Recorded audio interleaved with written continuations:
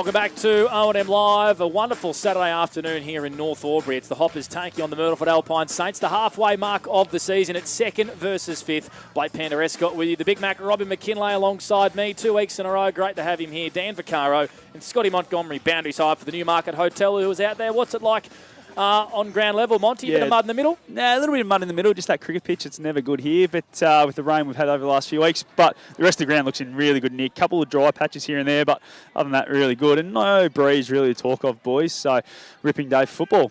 Just quickly, repeating those laid outs for us, Monty, for each side. Yeah, Archie Gardner's gone out and Riley Smith has come into the side, while Bowen Colangero's gone out for Myrtleford and Diesel Beatty has come in. Stay with you, Monty. The coin toss is happening between the two captains. We have not a lot of follicles going on in this coin toss, but anyway, the toss has been done and done, and Mitchie Del Bosco has won it for the Myrtleford Alpine Saints, and they'll kick to the stand, Sargent, end of the ground. All righty. Dan Vaccaro, he's back amongst us here on O&M Live. Who are we taking a look at on the 40-minute stat sheet? Yeah, so for North Albury, we're going to be taking Julian Hayes' numbers, been in excellent form this year, averaging 29 disposals and 19.5 kicks per game.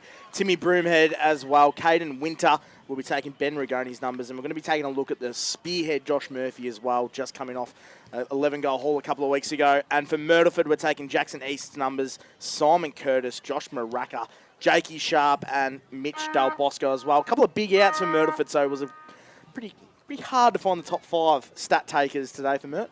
It certainly was indeed. Both sides at the respective ends of the ground. The Hoppers wearing pink socks today to commemorate their annual Pink Day. Been doing that for a while, haven't they, Big Mac? They have. This is like a Pink Ladies' Day as well. Correct, yep. Yeah, so they'll be on it. Raising funds for Bravehearts on the Murray. Yeah. Well, Big O's wearing the pink just to show a bit more pink out there. It's just a bit bigger than normal. Ransom, the president, the runner, he does everything. How does he look in the pink, I think he looks fantastic. I reckon it suits him. I reckon like it certainly suits him. Jeez, they're tight shorts. Catch him a bit down at the gym of late too, so he's been having a bit of a crack. Yep, down there at Anytime Fitness. Alrighty, Monty, who wins the game and why? Well, I tipped Myrtleford during the week. A couple of outs. I think I'm going to go with North Albury. Big Mac. He did that last week. He changed his tip. No, I'll stick with North Albury. Yeah, I think they're going along really nice. Dan. I'll be boring and stick with North Albury as well. Pen, I reckon they'll get done by 4 or 5 goals. Alrighty, North Albury for me as well, but I reckon it'll be a very, very close game between these two sides, who come in really good form. North Albury have won their last 2 games, and also the Myrtleford Alpine Saints. A big win last week against the Wangaratta Rovers. Interestingly, Monty, Lockie Murphy-Dale doing the running for Myrtleford today. I reckon he's talking to someone down there. Yeah, I am actually. Sorry, what did you say? Sorry, boys? Lockie Murphy-Dale doing the running. Yeah, he is actually. He definitely wears the pink a lot better than the North Albury runner. So, yeah, I think he got a bit of a whisper. He might be back next week. That would be fantastic. Yeah, that's the word on the street in the outer here at Bunton Park today. The Doug Strang medalist, if he did get a crack next week. Alrighty, we're about to get underway here in the first term. All the positions have taken up on the field. We're about a minute away, and the umpires are going to wait for 2 o'clock.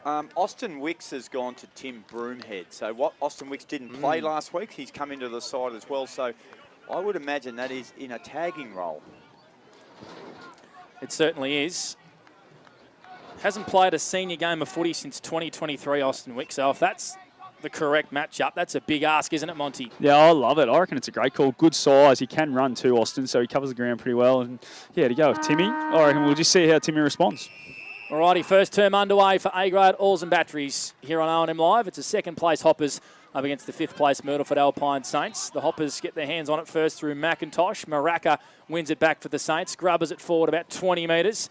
East picks up the ball. Looks like he's playing at half forward coming off the square. Harrington swings around on the left foot and it's marked inside defensive 50 and intercepted by Julian Hayes for the Hoppers. He's getting lots of instructions from his teammates. Dabs it short beautifully on centre wing. It's been marked by Cooper McIntosh. McIntosh, true centre wing right in front of the North Albury interchange. So Cooper off the left foot. He goes short, touched off the hands. So it's play on. Hourigan. Handball over the top to Nardi. Intercepted by McIntosh. So he made up for his earlier mistake. Big Mooney's in there. And he falls like a big timber tree in the Myrtleford forest. He just went down the big fella. He's got back up. So it'll be a ball up. Cossa in the ruck. Up against Jacko Wiedemann. Cossa got the tap. Through traffic was Winter. And he was tackled straight away, Panda. We're still on centre wing. We've gone just over a minute. And first quarter action today is for A-grade oils and batteries. What matchups can you see for us, Monty, in the North Albury Ford 50? Yeah, it's just a couple of interesting ones down there, boys. I'm just not sure how they're going to Sharp. Looks like he's gone to Murphy, so that could be an interesting one. Here they work it out by hand down the wing. Goody onto McIntosh. Little hand pass over the top to Winter. They move the ball to half forward. Winter's kick was smothered beautifully by Diesel Beatty. The late inclusion for the Myrtleford Alpine Saints. Just quickly, boys, they must have just swapped over because now it looks like Sharp's got the job on Minogue and Calvini has got the one down at Murphy out of the square. A big match up for Riley Calvini. I like it. I like it too. Yeah. You'll find a lot out about some of your defenders today, so give them a crack. And Austin Wicks looks like he's got that match up on Tim Broomhead as well. That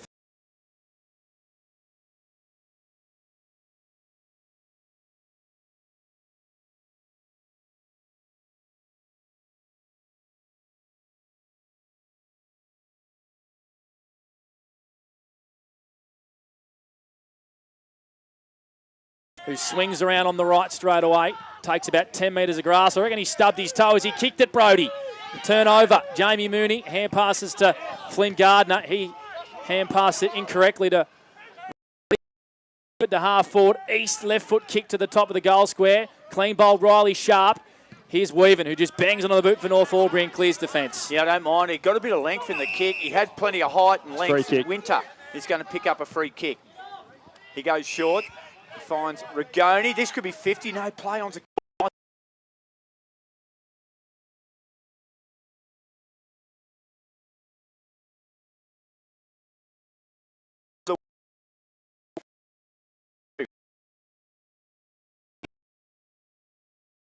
Off to Pope. Pope for North Albury. Penetrating left foot kicks a beauty. And it finds Taylor half forward. If you're listening from home, he's right under the electronic scoreboard here at Bunton Park. Just that transition footy there. They sort of Rigoni played on, didn't really want to go, but then gave that nice handle to Winter and they took it on through the middle of the ground. And a beautiful kick from Murphy to open up the play, getting into that fat side. And inside 50, Leighton Taylor just pops up and seems to hit the scoreboard every week. He's kicked 12 goals this year, Taylor. He comes in now. He's got the distance, and he brings it back beautifully. A little outswinger, and he nails it. First goal of the game. It's a good start. It's a Sunjang goal of the day contender. Goal number 13 for the year for Leighton Taylor. Yeah, what a finish there by Leighton Taylor and a good start by North Albury. They moved the ball through the midfield really well on that.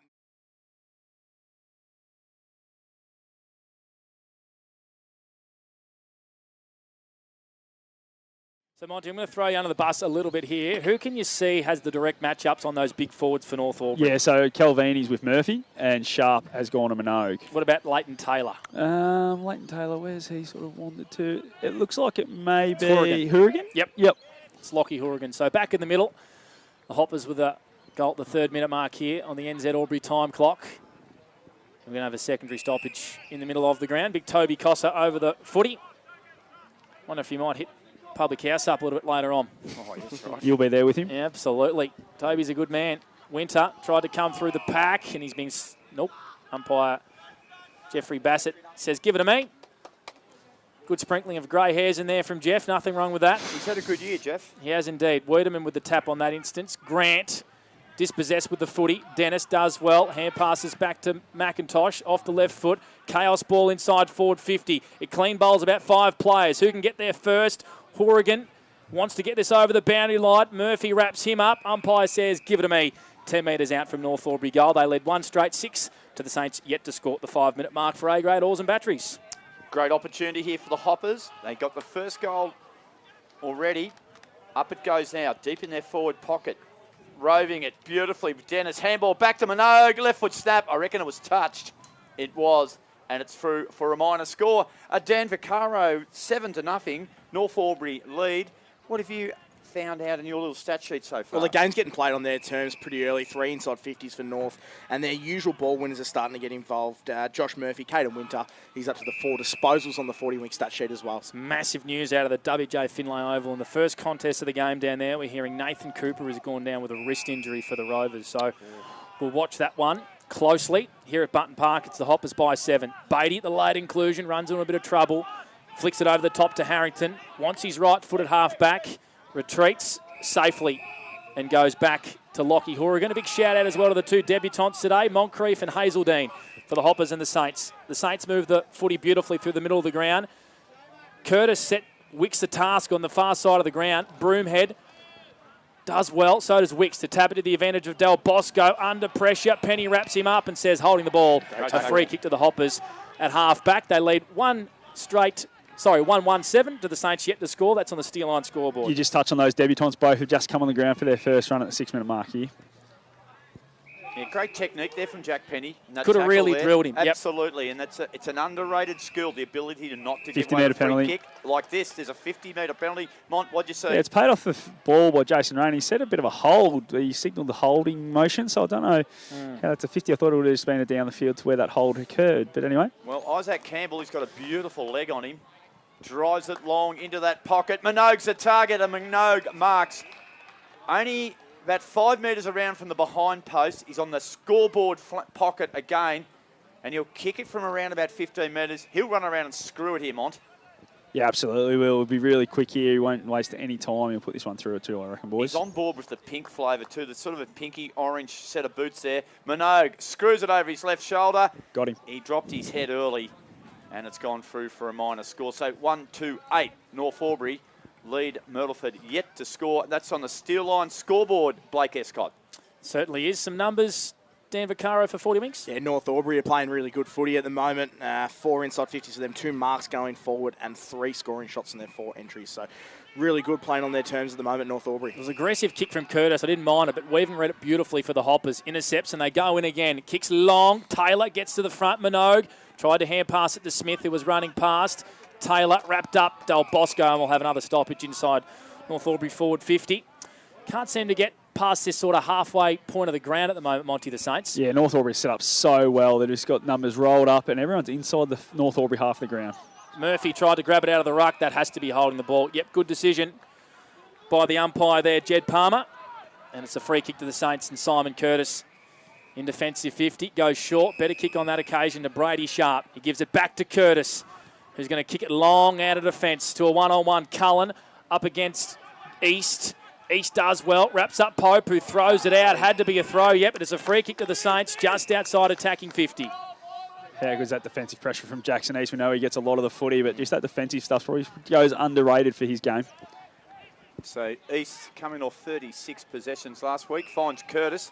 Curtis shot on goal from downtown and misses to the right-hand side, Simon Curtis. So Curtis' stats are ready for 40 Winks. Yeah, he's had the 5 disposals already, Simon Curtis, so he's playing some good football. And for North Albury, though, Tim Broomhead doing a good job tagging his influence. Oh, Panda, you might have seen that one better than me. What'd you spot up there, young man? Out on the full, the kick in from Julian Hayes. Riccardi plays on straight away, lowers the eyes to Cossa. Wonderful defensive fist there from Winter at the last minute to not give away a free kick. Weaven out of defence, goes down the line. Mooney takes a nice mark at half-back. How about that defensive pressure from Winter, Monty? Yeah, how good is that? When your midfielders are willing to run and work hard and get into leading range, it just helps everyone out. They're playing around with it a bit here. The Hoppers at half-back. Saints pressing up really hard. Force a boundary throw in right in front of our commentary box. Yeah, just elite body and paint player of the day from It was. And Tim Broomhead as well, we notified him in the pre-game, hasn't touched the football yet on the stat sheet. So he's doing a good job at the moment. Going to full forward. Saints. I'll give you a stat in a minute, Dan Vaccaro. Oh, we're excited. That's a good boundary throw in too. Right in front of the interchange boxes here. Tenardi found space at the base, was tackled straight away by Rigoni. Gee, that's a good tackle. And Rigoni will have it centre wing. I've just forgot what I was going to tell you, Dan. You get that with age, but it'll come back to me. Rigoni, centre wing, weighs up his options, drives it long. Big fly from behind here, brought the ball to ground. Good footy. And it is knocked out over the boundary line. For a boundary throw in between half forward and wing for North Albury, they lead 8-1. We've gone 10 minutes on the Steel Line scoreboard, and that's on the NZ clock. We've only had the one goal. Kicker Leighton Taylor was a good finish from about 50 out in front of the scoreboard. Shallow throw in. Smith read it beautifully. Tried to hand pass it to Curtis. He's got his own footy at the minute. His hand pass goes towards the boundary line. Reynolds wanted to take it out. McIntosh did well. Inboard hand pass intercepted by Curtis, who was playing some sort of game. Beautiful kick, opens up the corridor. Turner juggled the mark. He had to take it. Waits for his charges to get inside the attacking half of the ground. Says, I'm going to go long and strong. It's a shallow kick. It's a poor one. And Harry Weaven takes his second intercept mark for the Hoppers at half-back, who lead 8-1. 10-minute mark opening term for A-grade Oars and Batteries. Beautifully timed, Pan. That's my boy Jackie Reynolds who marked it at half-back. Mistake here. Chance here for Miotto. Good kick. Over the top. Finds Cossa. And he'll go back and have a shot from 35 out, 45-degree angle. Something we don't normally see from the Hoppers coming out of defensive 50. It's just a couple of poor kicks so far, one out on the full, and then that one there didn't quite hit the target, and turnover and repeat entries just is not what you want to give up Myrtleford when they haven't been able to hit the scoreboard, and give them another chance to here with Big Cossa, who's working his butt off to get shots on goal. So 35, you'll comfortably get the journey, you would think. 45-degree angle, kick in the way. That's a nice finish. That's a beautiful finish from the big fella. So Myrtleford get the reply. 1-1-7. They trailed North Albury 1-2-8. Got a good beat to it this game. We've gone around about 12 minutes. Dan Vaccaro. Yeah, really good last 5-minute period there for Myrtleford Saints. And obviously just doing their homework off North Albury, off that half-back, making sure they put pressure on and Julian Hayes and get that clear kick out. Really gone to work in that regard as well. And Simon Curtis, your man, Robbie, he's up to 7 disposals on the 40-wing stat sheet. So he's brought his own footy today to Bunton Park. He has indeed. They've probably got to take a look at that, the North Albury coaching staff. Yeah, boys, just one, too. Just the job Austin Wicks is doing. There was one here where he could have got involved and get the footy, but he stopped and just followed Tim Broomhead everywhere. Well, that's his job for the day. That's what I was going to say. Yeah, to touch the football, Tim Broomhead. Penny, That's wrapped what I up was gonna say, in the middle. Panda. If you don't tag Tim Broomhead, you're a fool. I agree. It's his most clear-cut thing in the league. Yep. Maraka squeezes the kick out. Weaven flies across aggressively to try and take another mark. There's a whistle here That for should be a a trip. 50-metre penalty. It's going to go the way of Jackson East, just outside attack. Lowers the eyes with a bullet looking for Riley Sharp. James Pope was up with the task. Defensive fist and a big gang tackle on a Myrtleford Alpine Saint. Just inside attacking 50. It's Harrington at the bottom of that pack, and we'll have a ball up. 40 out from Myrtleford goal. They trail by 1.8 to 7 steal on scoreboard. Is he a North Wagga boy, Pope? No, Colin Gully. Colin Gully, yep. Maraka, quick kick. Turner! Oh, he got nailed. He got by Harry Weaven. He's He paid was, the 52, timing was boys. touch and Paid the go. 50. He's going to pay the 50, so Ned Turner's going to be rewarded for a lot of courage. He's up and about. He's okay.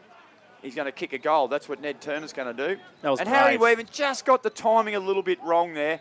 Turner comes in and puts Myrtleford in front. 2-1-13 lead North Albury 1-2-8. 13 and a half minutes gone. And this is first quarter action for A-grade Oars and Batteries. I reckon Harry got the timing spot on to what he wanted to do. Robbie, he knew that he wasn't going to get there, so just wanted to make him hurt. And, yeah, really brave mark there from Ned Turner. Again, repeat entries, just doing a lot of work here, Myrtleford, to make sure that they're on top. The momentum's gone their way the last 5 minutes. Yeah, you're spot on, Monty. Well deserved by Myrtleford these last couple of goals. 8 inside 50s for them. As we mentioned, Simon Curtis, he's been really good, 7 disposals. And Jackson East starting to get involved on the 40-wing stat sheet as well with 5 disposals for him. Playing at half forward this week is Jackson East. He's got so much flexibility. He can flick his magnet anywhere and he will get the footy. Cossa, tap down to Maraka. Quick kick out again. Goes towards Turner, the previous goal kicker. Retreats to Hazeldine on debut. An early touch for him. Floats it inside 50 towards Brent. Hayes had to defend there. Spills the way of Jackson East, who kicks a high up and under to the top of the goal square. Sharp, round about 10 metres past the ball. Defensive fist, right down to Riccardi, who snaps and finishes. A Sunjan goal today, and the Saints have got 3 on the bounce in the last 5 minutes. They lead 3-1, 19 to 1-2-8. Scotty Montgomery, brilliant crumbing. Absolutely. Spoke about him last week in the conditions last week. Just got front and centre every single time. And right there, that is what small forwards need to do. Get underneath the big fellas and they'll fall your way eventually. Yeah, good forward craft there by Brodie Riccardi. But where they're getting on top, Myrtleford is the clearance count. 7-3 at the moment. So it's starting to get a little bit out of hand, North Albury. They've got to rein it back and become defensive around that contest. Best stat of the day so far, Dan, amongst a lot of good ones. That's Thank you, the Robert. clubhouse leader. Keeping me honest. Gee, Pope did well. He got a good fist on it, but hey, as you said, forward craft from Riccardi was Johnny on the spot, and he nailed it. Good little snap. He doesn't miss too many of them, Brodie. 19-8, perfect conditions here at Bunton Park as Goody tackles Del Bosco, and it will be thrown up again. Fred Bassett will toss it in the air again. Is it Fred or Jeff? Well, Fred was a cartoon character. Okay. I just got a little bit confused. Oh, so do I at times. But now there's a free kick going to go the way of Weed Man. The raffle. The Weed Man. He spots up something he likes. He does. So here comes, this is a historic moment. Young Moncrief gets his first kick in Ovens and Murray Senior football. And it's a good one too. It found the delightful Jack Reynolds. It did. Ignored the lead of Dennis into the pocket. He's going to kick it long. Into the pocket, looking for Minogue, pushed out. Surely got to be a chop of the arms against Curtis. Umpire says play on. Broomhead is tackled over the boundary line. Sorry, it's Leighton Taylor. And we'll have a throw in 20 metres around from Hopper's goal, who trail 8-19. 11-point lead to the Saints, 16 minutes played for NZ. Just a little bit slow going inside forward 50, Mont. Yeah, very slow, mate. They're just sitting those kicks up, and it's allowing Myrtleford to just set up in the right zones there. So they need to hit the attacking area a bit quicker. Look away kick there, Calvane to half-back. Moncrief did well. He went back. Him and Turner having a nice little dish at it there. Good contest. And umpire Palmer. Jed, I saw him down the street during the week. Did you? Have a good chat? Said g'day to each other. He said g'day, Robbie, and I said g'day, mate, which is always a dead ringer. I knew who he was, but I didn't quite put the name on. But a lovely fella. Winter for North Albury. Inside handball was clever. Through traffic was Reynolds. Cullen. Got it 1-2. Oh, shimmied and shake. Shot on goal by Duncan, sorry. It was Kieran Duncan. And he misses to the right-hand side. That was clever work through traffic. Hoppers 1-2-8? 1-3. Wow, that scoreboard's just a little bit slow. Here they go, 1-3-9. Trail, Myrtleford 3-1-19. What do you got, Daniel? Yeah, well, that man really flying the flag for North Albury at the moment. Caden Winter in the contest. He's up to 5 disposals on the 40-wing stat sheet. Just need to get a few other boys involved. Ben Rigoni, only the 3 disposals. And Tim Broomhead as well, we just mentioned, hasn't touched the ball yet. 17 minutes played for NZ. Opening quarter for A-grade Oars and Batteries. Bren tried to edge Weaven under the footy, who held his own in the contest. Hand pass intercepted out on the far side by Hourigan, Robbie's man. Brought down by Taylor, and we'll have a ball up on the fast flank for North Albury on the Main Avenue side of the ground. Beautiful conditions for footy. Hardly a breath of wind. A little bit of mud in the cricket wicket, but nothing you wouldn't expect here at Button Park. Goody's hand pass was intercepted by Bren. Saints under pressure. Tenardi caught holding the ball. They were quick to pay it. It's a free kick to Penny. Out on the far side, who wheels around onto his right boot, sends it long inside, attacking 50. Minogue, Taylor out the back. Saints there first through. Oh, Smith socketed off the ground, and it's through for a minor score. I thought Curtis was going to get there first. Smith got there, and the Hoppers moved to 1-4-10 to the Saints 3-1-19. Scott Montgomery, 18 minutes played for NZ. That's it there. Just that really quick, long kick there into the 50 from Penny. Just what they needed to get to that hot spot a little bit more. And just one little one. They're obviously rating Calvine as the number 1 defender because when Murphy's been off the ground, he's gone to Minogue. So they're rating him as their number 1 defender today.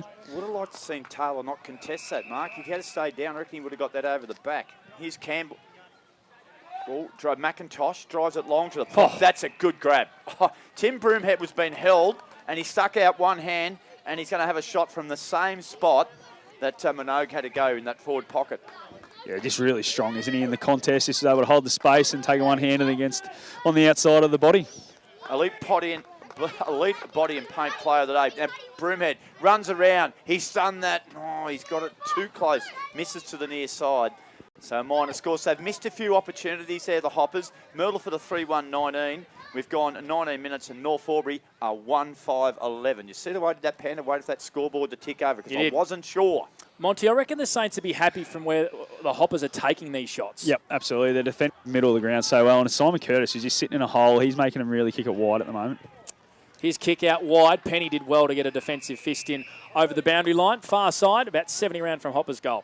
Just quickly around the ground, so Mr. Stowe's pool world. Wodonga with the early jump over Rovers. 3-2-20. Rovers yet to score. So that's a quick little one there as well. What about the sports ground? Albury Tigers 2-2-14 against Wangaratta 2-2-14, Robert. And the Raiders leading 8-1 over the Pigeons as well. All thanks to Mr. Stowe's pool world. So it's fair to say, outside of Corowa, all the outsiders are doing very well at the moment, which is good to see. That's what I mean. Yeah. Apart from Corowa, all the outsiders. I'm with you, yeah. You blokes don't rate Wodonga, do you? Oh, I do. Thank you very much. Rigoni did well. Hand pass to Winter. Through traffic onto Wiedemann. A big long entry comes again. Curtis plants himself in the hole beautifully to take an intercept mark. Great coaching set up by the Saints. Curtis is just sitting 20 metres in front of Minogue, and you called it early, Monty. It's a wonderful coaching setup. Oh, it is, isn't it? And I reckon that he's got the right matchups at the moment, and then Simon Curtis chopping in as that third man up. It's going to be hard work for North Albury. They're going to have to find a way through it. Beatty goes wide. It's a good kick too. Oh, Wicks. This is a big clash coming here. Strong bodies. Both players the ball. Wiedemann and Wicks. North Albury get out of it, though. Through Broomhead drives it long, and he just can't find Dennis. The kick just had a little bit too much pepper on it. But courageous stuff there, both from Wiedemann and Wicks. Wow-wee. Inside 50 count, Dan? It's pretty even at the moment, Pen, and North Albury have got themselves up to 10 inside 50s, and Myrtleford Saints the 9. Yeah, just wasted a few opportunities there, the Hoppers. So the ball spins back into play. Minogue tapped it cleverly to his own advantage. Handball over the top. McCarroll was just got rid of the ball, but here comes Del Bosco. Hurried kick. Chance here for the Hoppers. Quick hands out the back. Reynolds will sweat on this one. Mooney's got to give it to him. Moons, he does now. Reynolds goes backwards to Pope. Pope comes across the ground. Kick's not a good one, though. It's intercepted by the Bren gun. There it is. There it is. Didn't take long, only 21 minutes in the first quarter. They moved the ball really quick through the middle of the ground. Harrington went to hand pass, ran a long way, kicks inside 50, not a good one. Mooney probably should have took that intercept mark. East working hard at ground level, tries to get round one, hand passes to Turner against the run of play. Flying shot on goal, and it's through for a minor score to the Myrtleford Alpine Saints. They move to 3-2-20. So the Hoppers 1-5-11 on the Steel Line scoreboard. Opening term for A-grade oils and batteries. Yeah, the ball moving from Myrtleford looking really good, and that man, Jackson East, playing across that half-forward line, but he's collected 8 disposals still on the 40-week stat sheet for him this quarter. Get out of here. Jack Penny off half-back. Good, long, raking kick.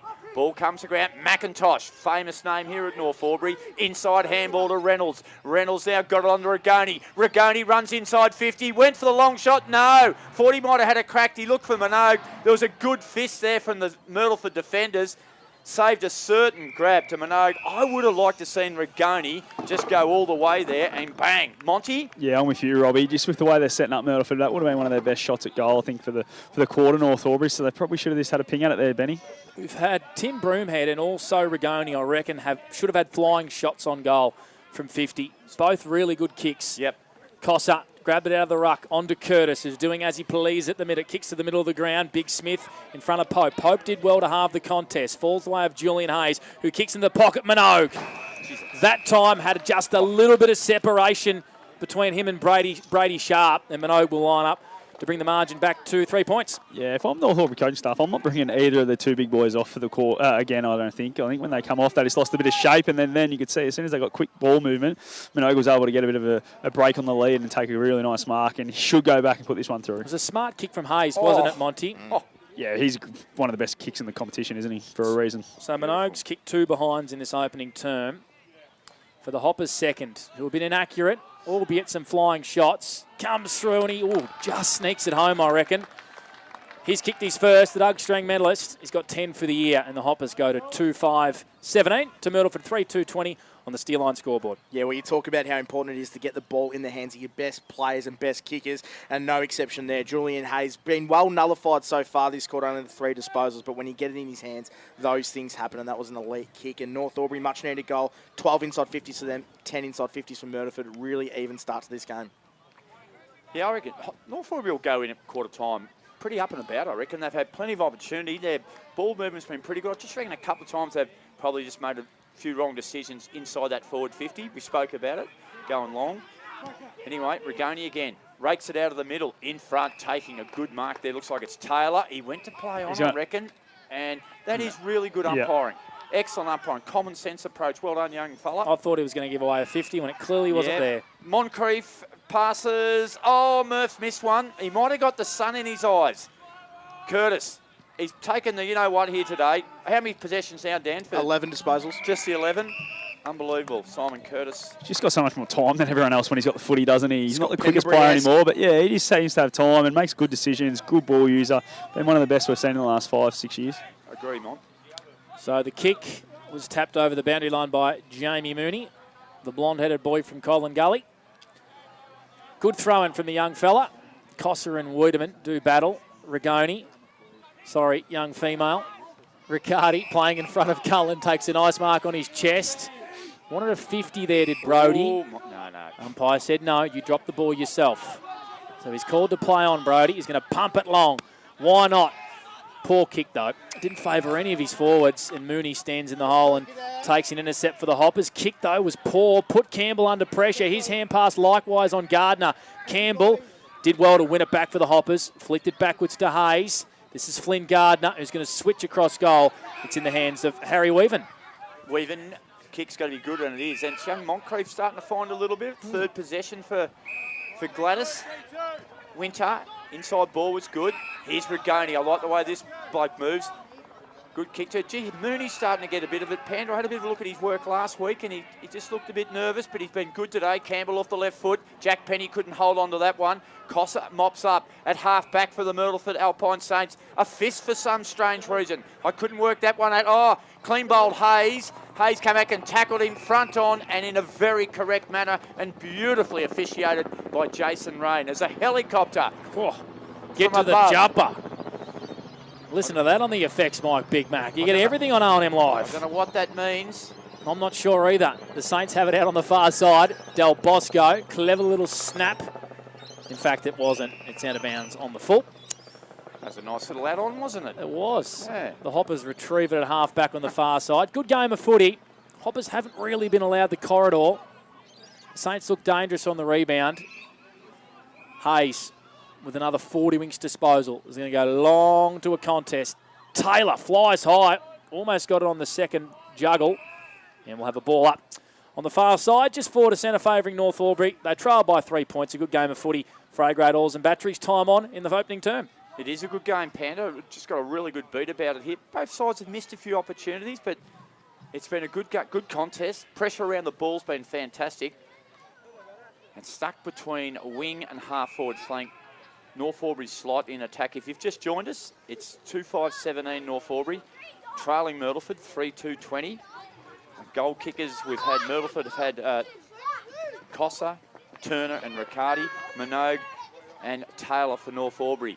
As Sharp, that's Big Riley, couldn't control the footy. And Darcy Cullen comes through right on the quarter time siren here at Bunton Park. We just mentioned that score. We'll give it to you again before I hand over to Panda. 2-5-17 North Albury, Myrtleford 3-2-20. Good opening term. Stay with us. Plenty to discuss at quarter time. We'll get our quarters best for CNL shower screens and we'll go around the grounds for Mr. Stowe's Pool World. It's O&M Live, the Saints by 3 points. And on O&M Live, you will not miss a thing.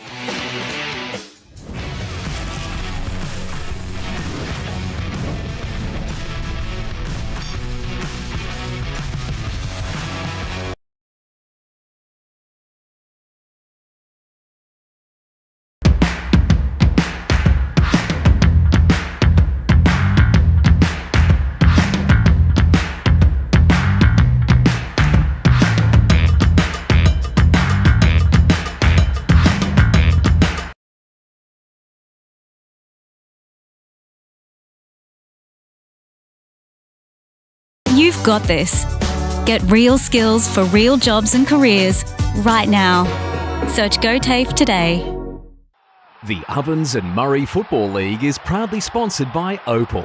Thinking packaging? Discover Opal.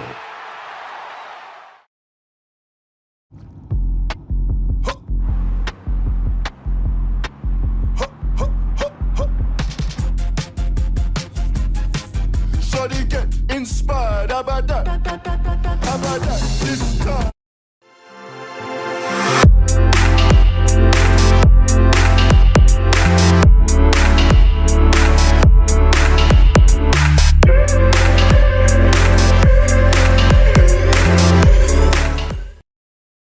Welcome to Sundancer Homes. We make building your dream home exciting and stress-free. Backed by over 30 years of experience, one of many reasons why we provide a lifetime structural guarantee. Visit our information centre at Dean Street, Albury.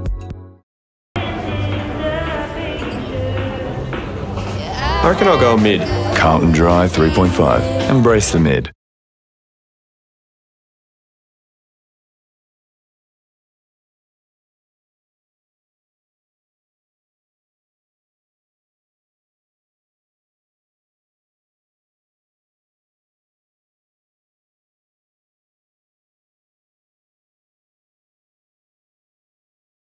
My family is my first priority. We go on adventures. We treat each other well. We look after one another. And Tobin Brothers Funerals will treat you like family too.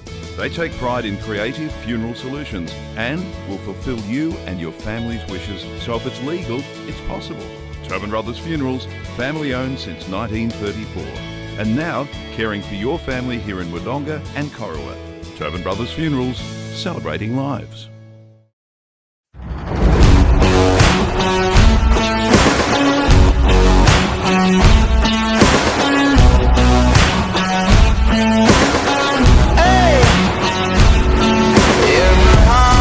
There's a home. There's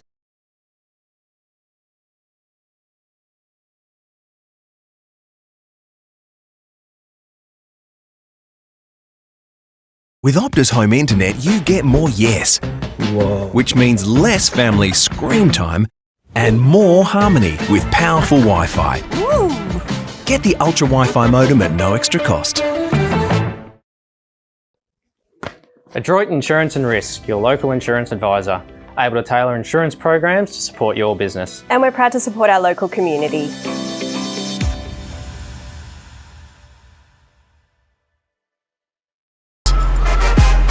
Out of the box and primed for the show.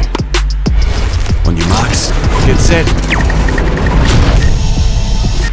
Being first out the gate. Get the fit you need. The Athlete's Foot. Fit for every run.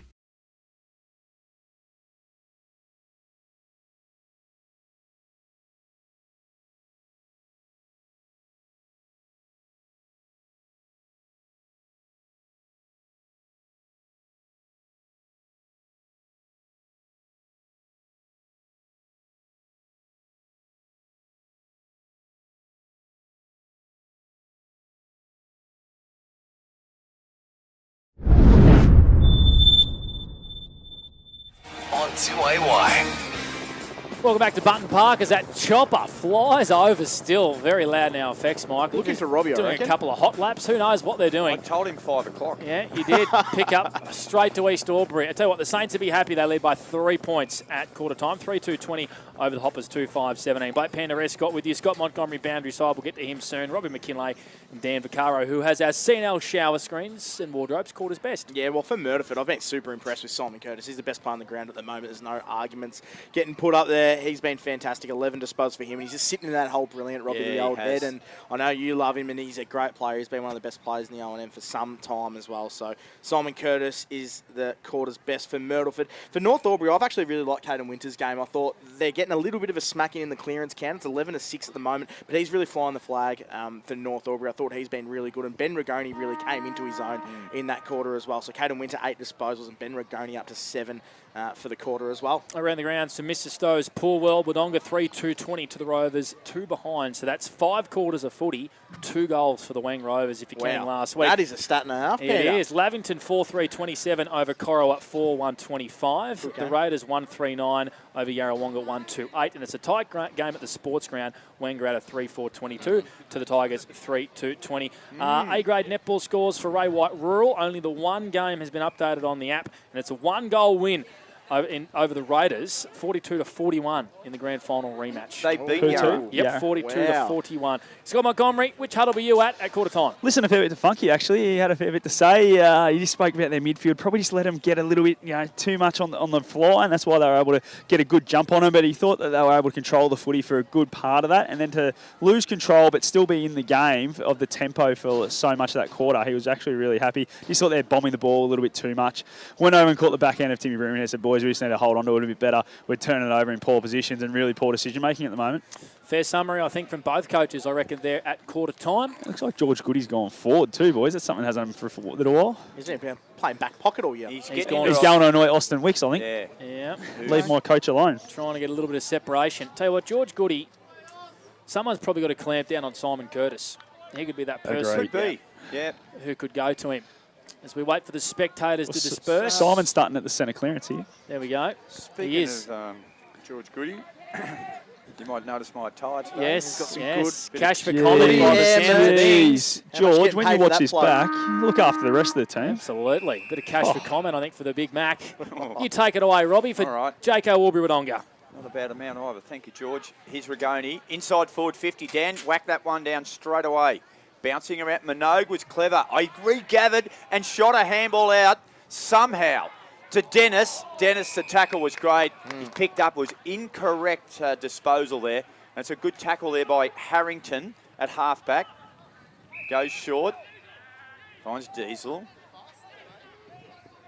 As Panda just makes a late change in the commentary box. Beatty goes wide. And up he goes, big Cossa. Gee, he's been impressive Yeah, today. I like him. And he took a good grab there, Panda, at centre wing, and he'll just come... Oh, he's thought about going back to Diesel. Now he's going to go down the line. He is. Safe option, Big Toby. Goes down the line. Big contest between East and his opponent. Winter brought down in a big tackle. Should have been rewarded. Was Mitch Tenardi. Lots of players boring in over this football. Winter fell to his knees. Hand passed it out. It was intercepted by Maraca. His grubber kick hit the ankles of a hopper, and it ends up in George Goody. A bit of scrappy play. Kicks long down the line. Good mark. Really good defensive mark by Diesel Beatty, who knows his spot's probably on the line. He's a late inclusion.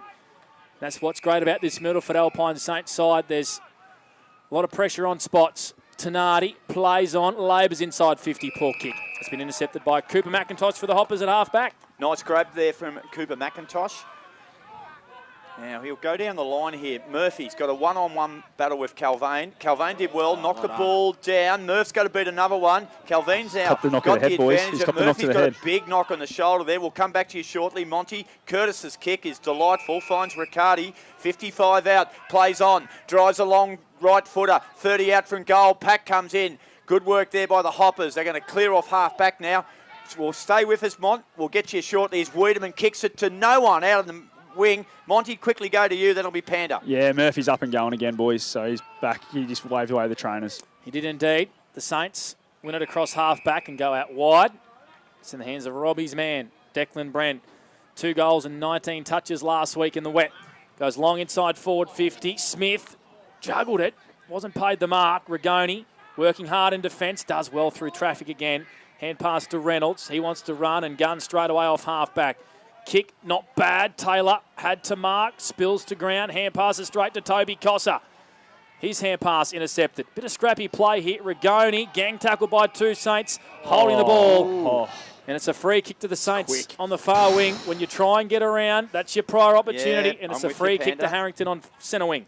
Yep, I think they've been outstanding today, the umpires. They've officiated superbly. Very even. Do you keep free kicks? Not that it matters. I do. 8 free kicks to 6, very well adjudicated. Stuff, Dan. I couldn't give a stuff, mate. Don't even know why I asked you. I'll make sure I run with it every quarter now for you, Robbie. Good on you, mate. Oh, that's 50. No, that's... He said no. Calvini. He's been fantastic already today. Has a bounce after running a metre, Dan. That's extraordinary. Kick's not bad. Looks for the big fella, Smith. Riley Smith, it went through his hands. Curtis at the back, mops up, handball to Riccardi. Riccardi, like a jack in the box, on hands and knees. Plenty of Hoppers swarm in. The umpire says, give it to me. We've got a weird thing happening here today. We've got 2 Riley Smiths, 1 on each side. It gets weirder. They both wearing headbands. Wow. That is one of the stats in the history of O&M Live from our man, Big Mac. Riley Smith, that's what we love about the Big Mac. He brings something different to O&M Live every week. Whenever he's here. When he's here, which is not very often. Riley Smith tapped it down beautifully to Riccardi. He was tackled straight away by Gardner. Rigoni's hand pass eked out to Pope, who clears defensive lines. Wiedemann first there on the wing. Low kick just past Minogue. Sharp fell over as well. The 2 big boys fight at ground level. Minogue with a big tackle on Sharp. We'll have a ball up on centre wing, right in front of the interchange benches, right in front of Scott Montgomery for the Newmarket Hotel. Yeah, a bit of push and shove as we spoke about. A bit of a very spiteful game today, I reckon, boys. So a bit going on. Yeah, anyway. It's the Sharp boys looking after each other. That's okay. Here's Curtis for his 500th possession today. We'll get the exact one shortly from Dan Vaccaro. 14. 14, thank you, Dan. The Bren gun. Slipped one out nicely. Here comes Jackson East. Kicks it towards a forward pock. Riccardi read it well. Couldn't quite control it. Good pressure there from Gardner. They run into that picket fence here. Don't ruin that thing. And he's hurt him too, boys. Yeah, was it Riccardi? Yeah, Riccardi. Riccardi ran into it, and I think Gardner hit his head on the fence too as well. So I reckon he's holding, he's just shaking his wrist a little bit, Riccardi. Yeah, I reckon he's all right, Panda. That's my early diagnosis from Dr. Rob Ease. Take away, mate. Thank you, my friend. East ripped off the footy as he tried to get a kick away. Weaving over this, and he's tackled straight away, and we'll have a ball up. See outside the goal square. Dan Vaccaro, 40 winks. Yeah, really peppering the inside 50s now. Myrtleford 5 inside 50s to 1 this quarter already. So we've played 2 and a bit minutes. We haven't had a goal here in this second quarter. Sorry, 5 minutes for NZ. Clearing kick from Weaven. Wonderful mark by Simon Curtis, who got crunched by Dennis. And Simon Curtis, the way he's playing today, will go back and dob this from just on the paint of 50, 45-degree angle. Yeah, geez, you've really put it on him here, Panda. You better do it now. Otherwise, you've got him. But he's just brought his own footy today, hasn't he? He's doing everything, playing through the middle, playing at half-back as a loose man, and now he's going forward to have a shot on goal. So just shows how versatile this guy is. At Lavy, he tended to miss these more than he kicked them. Right. Well, Simon Curtis, I reckon, will go back, put this through post height, and he does. He says, thank you very much, Panda. And it's a Sunjan goal today from Simon Curtis, and the Saints have got their fourth, 4-2-26 to the Hoppers, 2-5-17. Second quarter for Jaco Aubrey-Wodonga. Yeah, fantastic finish by Simon Curtis. I reckon Robbie knew exactly what he was doing there. He wanted him just to kick doing it. the old reverse mod. Yep.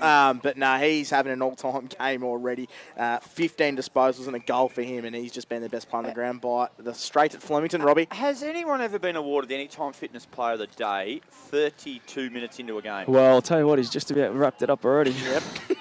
Could be the I first. reckon unless someone ends up kicking a bag, no one's going to take it off him. Bag. That's another point of contention I've got with some of you characters too. Oh, no. Here's Curtis. He's kicked the goal and he's gone back in the middle and shoveled a handball out. He's having a day out. Maraca, handball over the top. It was a little bit hot there. Was it your man, Reece Grant?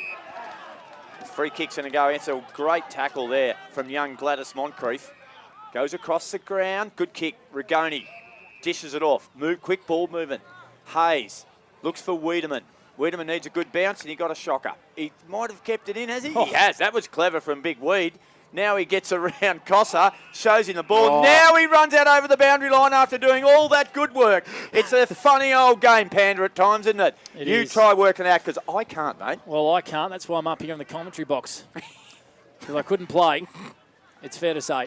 A 9-point lead to Myrtleford over the Hoppers. Blake Penderescott with you and Robbie McKinlay for Well, McRae I Motors. still can't work it out. A throw back in on the other side of the ground.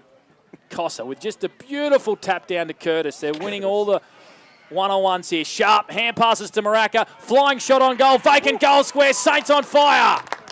All set up by a wonderful tap from big Toby Cossa.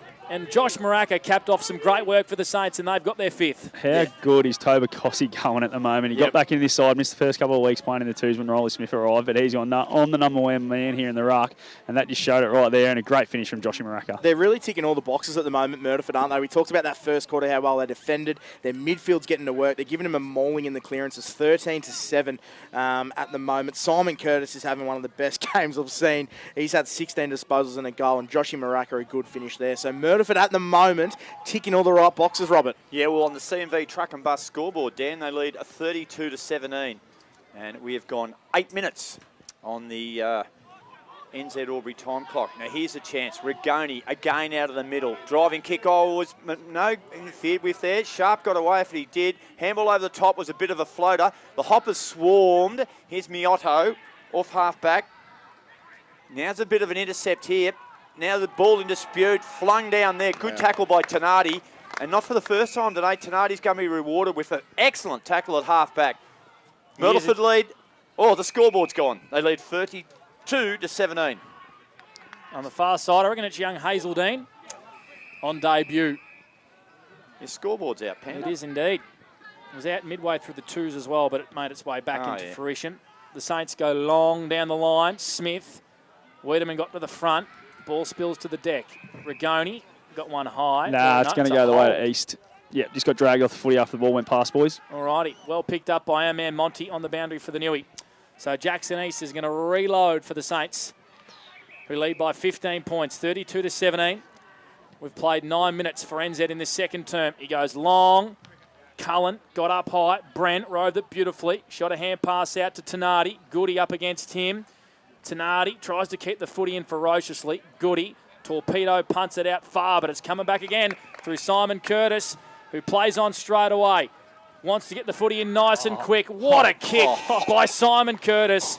An elite Bonnie and Paint player today. He's taken the you-know-what, and young Harry McCarroll will line up from 45 metres out directly in front. Not just the vision to see Harry there. How far? That kick went about 50 metres, boys, and it didn't exactly go punchy, but just the timing of it. He knew he had a lot of time and space and hit him on the chest. Just the way he's playing today, he's like he's 22 again.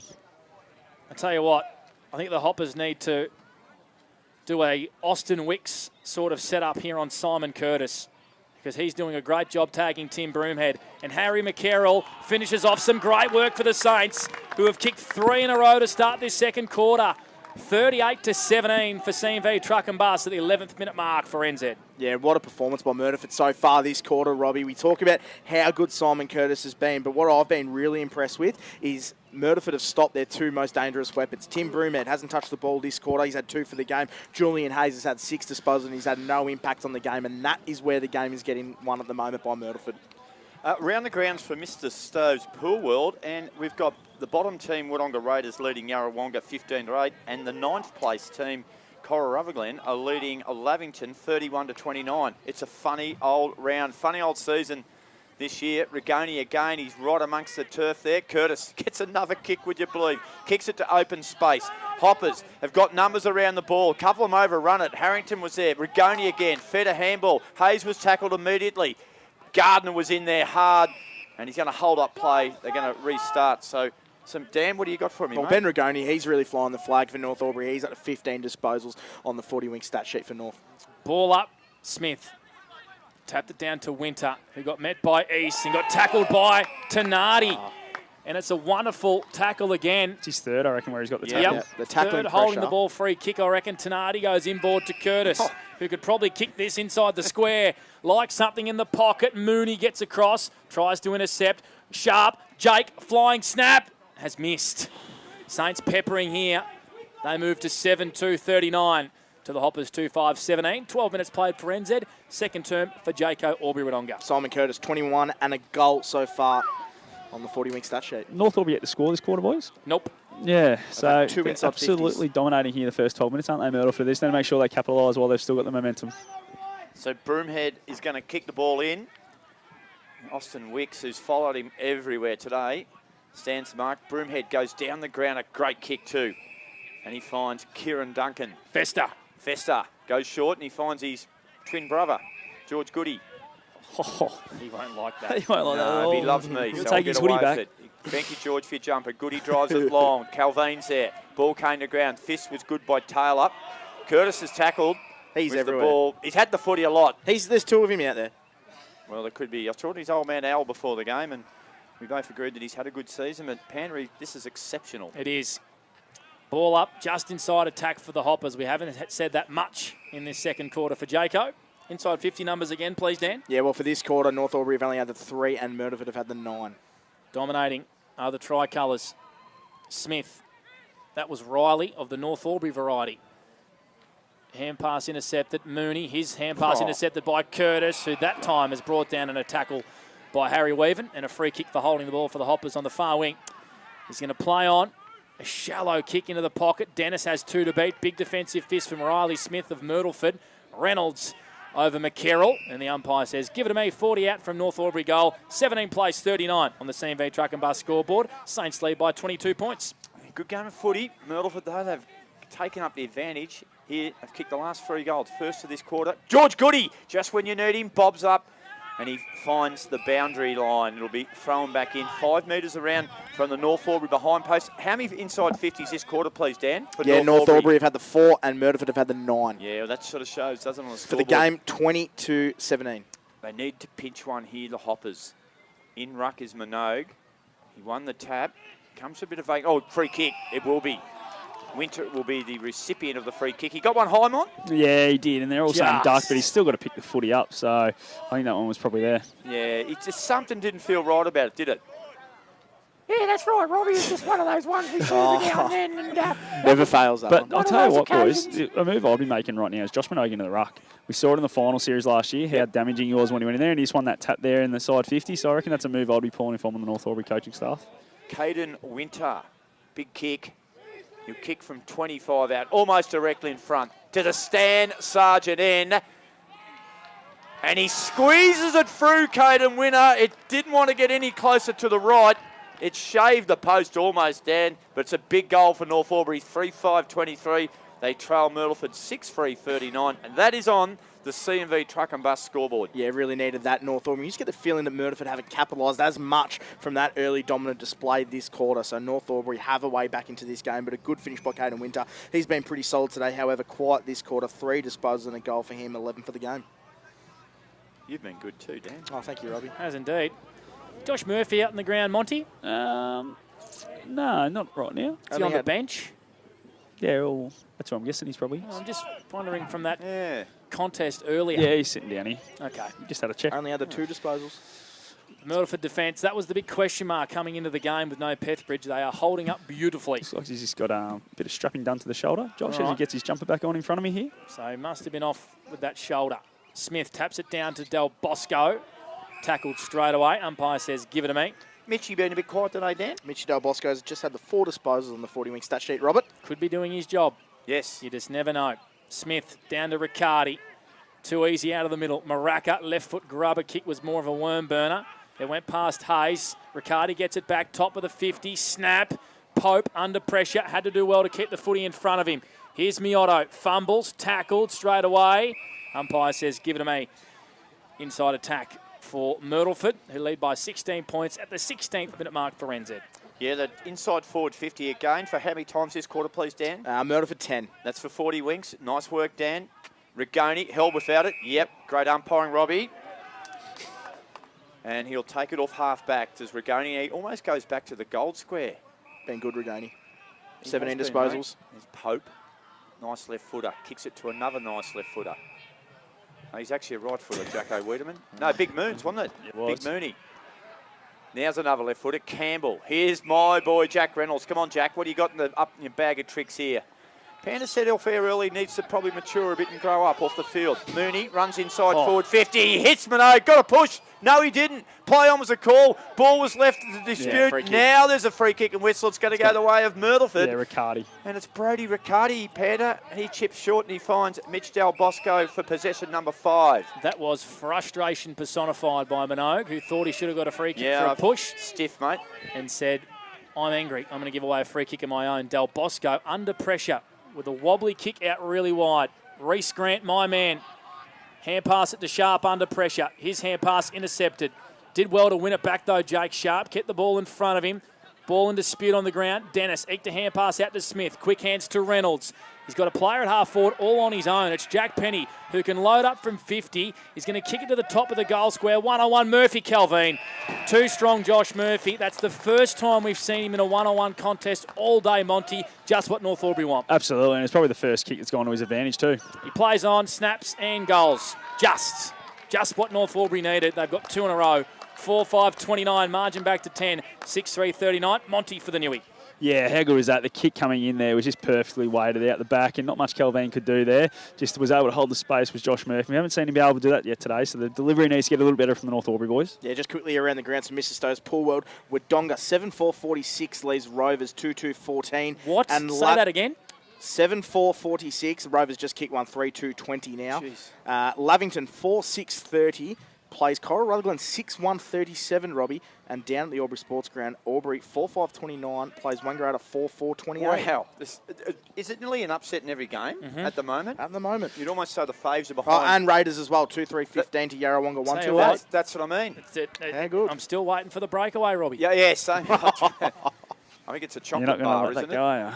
You're not going to let that one go. I'm gonna fly the Maraca got flag. a half a push, which is not a concerted push. That's good umpiring. Quick hands, Penny was brilliant to Rigoni. Fed it out the back to Goody. Brilliant hands by Goody. Little chipping kick by Campbell. Went over the top of Murphy. He regathers. He runs through one, and his handball had a bit of pepper on it because it was great tackling there from Brady Sharp. Creates a boundary throw-in, but a great attacking position here for North Albury. 19.5 gone second quarter. That's on the NZ clock, Panda, and we're doing it for Jaco, Albury, Wodonga. It's amazing what can happen when you start winning the clearances, and Ben Rigoni, there was no exception there, and he's been fantastic. 17 disposals on the 40-wing stat sheet for him. Yeah, he's been North Albury's best by a long way, and Curtis best on ground by a long way.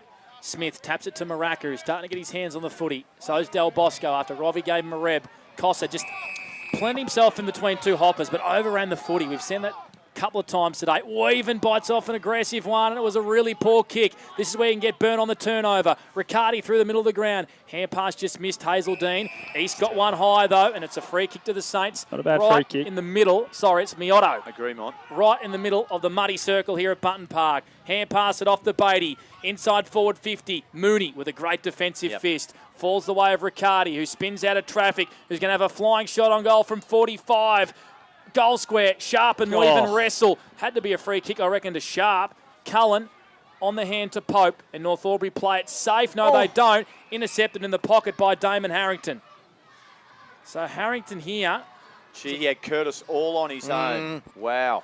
He did. Harrington, I reckon, is going to line up from 50, Monty, on the far side, right up against the boundary. I reckon it's a bit outside. He's want to kick it. He's what he can do, just quietly. So Damon Harrington is trying to load up here. Gets a lot of ascendancy. It's not going to get there. Sharp off hands. Quick snap from Myrtleford. I'm not sure who that was. Bren Gunn. It was Bren right across the face of goal. Is the Albury Air Show on today? What's going on here? There's another plane just floating up down the Russians are in town. Yeah, the Russians might be coming. Down in country Victoria, that'll be... Yeah. It's a boundary throw into the pocket for Myrtleford. Metropolis here, Daniel. 39-29. The Saints lead by 10. CMV Truck and Bus scoreboard. Get a quick win in Australia and head to the States. Cossa, he was tackled straight away. Good work, might have been Penny in there, working very hard indeed. And he's tackled by two opponents from Myrtleford, and they lock it down. So Myrtleford lead 39-29. 21 and a half minutes gone here for Jaco. Albury Wodonga.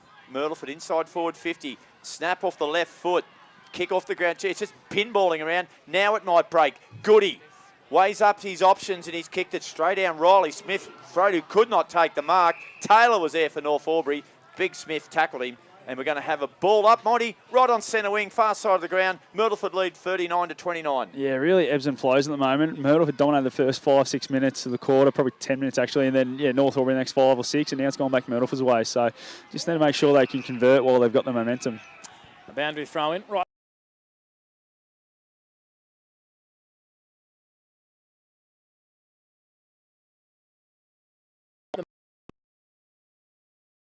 Stake. I reckon that's what it looks like at the minute. 10-point lead to the Saints. Kicked the first 3 goals of this second quarter, and the Hoppers have answered with 2 of their own. It's a game-high lead of 22 points. Rigoni just holds his weight beautifully when he's getting tackled. The Hoppers grubber it down the ground. Calvin just says enough of that. I'll tap it over the boundary line, far side. What are you seeing out there, Monty, from both sides at the moment for the Newey? Yeah, there's a lot of scrappy footy and then there's a bit of brilliance in between that. So it's obviously very hot and heavy around the contest. Both teams tackling really well. The contested possession stuff is really high at the moment. But yeah, both teams need to clean up the skill level a little bit to be able to get on top. For those listening at home, big news. Julian Hayes only had the 7 disposals this game, and Tim Broomhead only had the 3 disposals as well. So some pretty big jobs from Myrtleford they're doing at the moment on the 40-wing stat sheet. Good stat. Not one of the great newsbreakers of all time, that story, though, Dan. But handy. I'll come back to you. If you're listening, keep working, mate. You've been good today. It's great to be back working with you. When you've had 4 weeks off, you should come back fresh. Yeah, feel very fresh. Feedback about your trip to Deniliquin midweek too. Finley? I'll get back to that later. Finley. Mooney tackled. He gave it away. Tapped ahead. Now quick hands was good. Hayes ends up with it. Hayes on the same page was McIntosh. Gave the 1-2 back to Hayes. Hayes comes an inside ball here to Jack Penny. Just weighs up his options. Now off the left foot. Pope. Good kick. Go, Jack, go. Jack Reynolds has it now. Oh, he shimmied and shaked. He kicks it inside forward 50. Not one of his best. And it's marked by the hooligan. And he says, just settle it down here, lads. Settle it down. 39-29. Myrtleford lead. Whistled. The hooligan's told to play on, Panda. He is indeed. Lockie Horrigan is going to go long out of defence. Cossa plants himself in the middle of 2 hoppers and then does well at ground level. Hand passes it back to Beatty. Gets around Duncan. He goes back to Sharp. Brady, who torpedoes it down the line. Weaven gets in front of Hayes and says, Julian, I'll take that. Thank you very much. Weaven plays on straight away. Aggressive kick looking for Goody.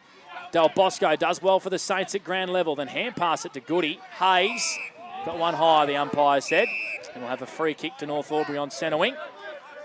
Right in front of Monty for the Newey. So Flynn Gardner kicks it into the pocket. Dennis plants himself in the hole. Good defence there from Calvin. Riccardi under pressure, just got his kick away at the last minute to Sharp. All this on the boundary line in front of us. In the end, the line wins out. We'll have it thrown in front of our commentary position, 39-29. Brodie, that's so silly, Josh Murphy. That's frustration right there. Calvin's absolutely giving him a bath at the moment, and to drop a bloke off the ball like that is absolutely silly. All right, so I didn't see that. 39-29. CMV Truck and Bus scoreboard. Myrtleford Saints lead. As an old follower to a young follow Panther, he just sucked him in with a bit of experience. One of the great antagonists too, Brodie. Yeah, he did it beautifully. He goes sideways to Brady Sharp, who's been good today. Tim Broomhead stands the mark. Oh, Austin Powers, or Austin Wicks as we know him, almost slipped over then. He kicks it short. And it goes back to the man who Dan Vaccaro said is an antagonist. Really good game management here from the Saints, obviously very late in the quarter, 26 minutes nearly gone, so just trying to control it and not give away an easy one. They're using it nicely. Jake Sharp has it. He's at half-back. We've ticked over almost 26 minutes in this quarter, which is for J.K. Albury-Wodonga. Myrtleford lead by 10 points. Sharps kicks a good one. East missed it overhead. Falls in the arms of Pope. Pope pumps it inside forward 50. Broomhead has front position. Wicks from behind. Knocks it to the ground. Sharp, quick hands. It was Brady Sharp looking for a teammate out there. Couldn't get hold of it now. Through traffic. It was a good effort by Harrington. Hard of the ball was Sharp Jake. Now's a chance here for the Hoppers. Take it inside forward 50 from Penny. From behind, two North Albury blokes run into each other. Would you believe it? Good gather there. Handball intercepted, and Reece Grant clears for Myrtleford. Downfield too. Silly downfield. Josh Murphy again. And Caden Winter just grabbed him by the jumper then. Did you see that? And said, Murph, stop being an idiot. Lost his head. That was really good leadership from Caden Winter, who said, you're costing the team at the moment. Well, Moncrief was out here, was going to get the intercept, boys, so it was all by himself, so absolutely silly. And you know what? If I was the North Albury bench, I might just get him off the ground. Absolutely. So half-time's gone at the right time for North Albury, who trail by 10 points. 4-5-29 to Myrtleford, 6-3-39. 3 goals to Myrtleford, 2 in the back end of that quarter to North Albury. Good game of footy, good intensity, a lot on the line. The Hoppers move to 7-2 if they win this, and the Saints, well, they move to 6-3. Stay with us on O&M Live, our halftime show for Elders Rule on the other side of this. It's O&M Live, where you will not miss a thing.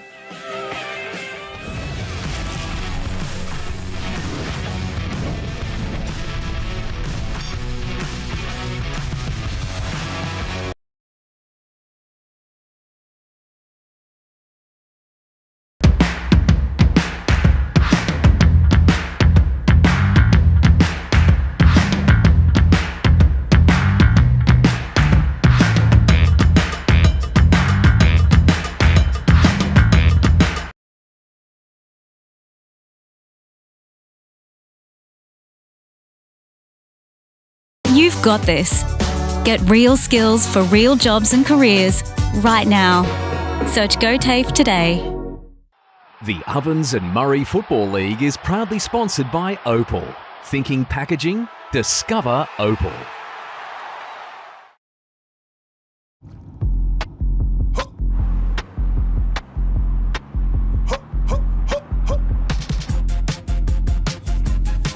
Shawty get inspired, how about that? How about that? This time.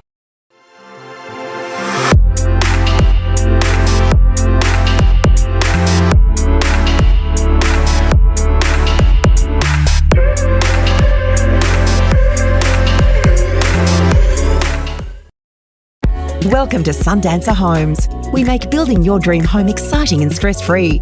Backed by over 30 years of experience, one of many reasons why we provide a lifetime structural guarantee. Visit our information centre at Dean Street, Albury.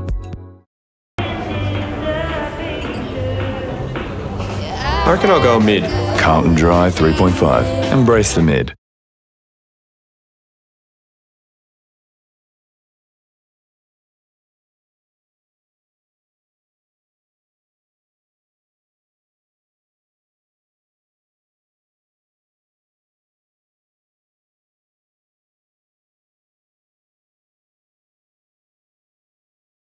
My family is my first priority.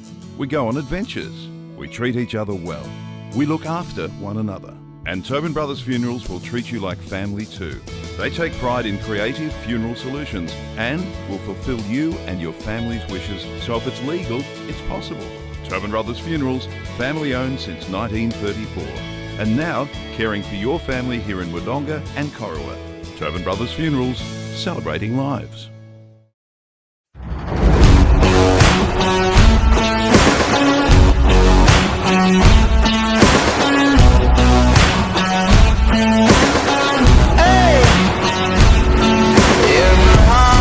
There's a home, there's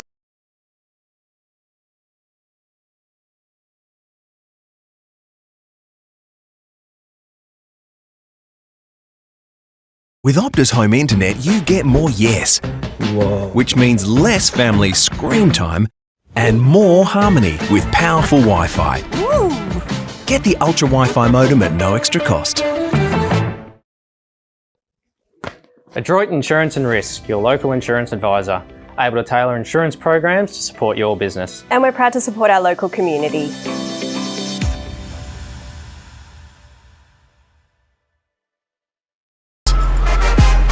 Out of the box and primed for the show. On your marks, get set. Being first out the gate. Get the fit you need. The athlete's foot. Fit for every run.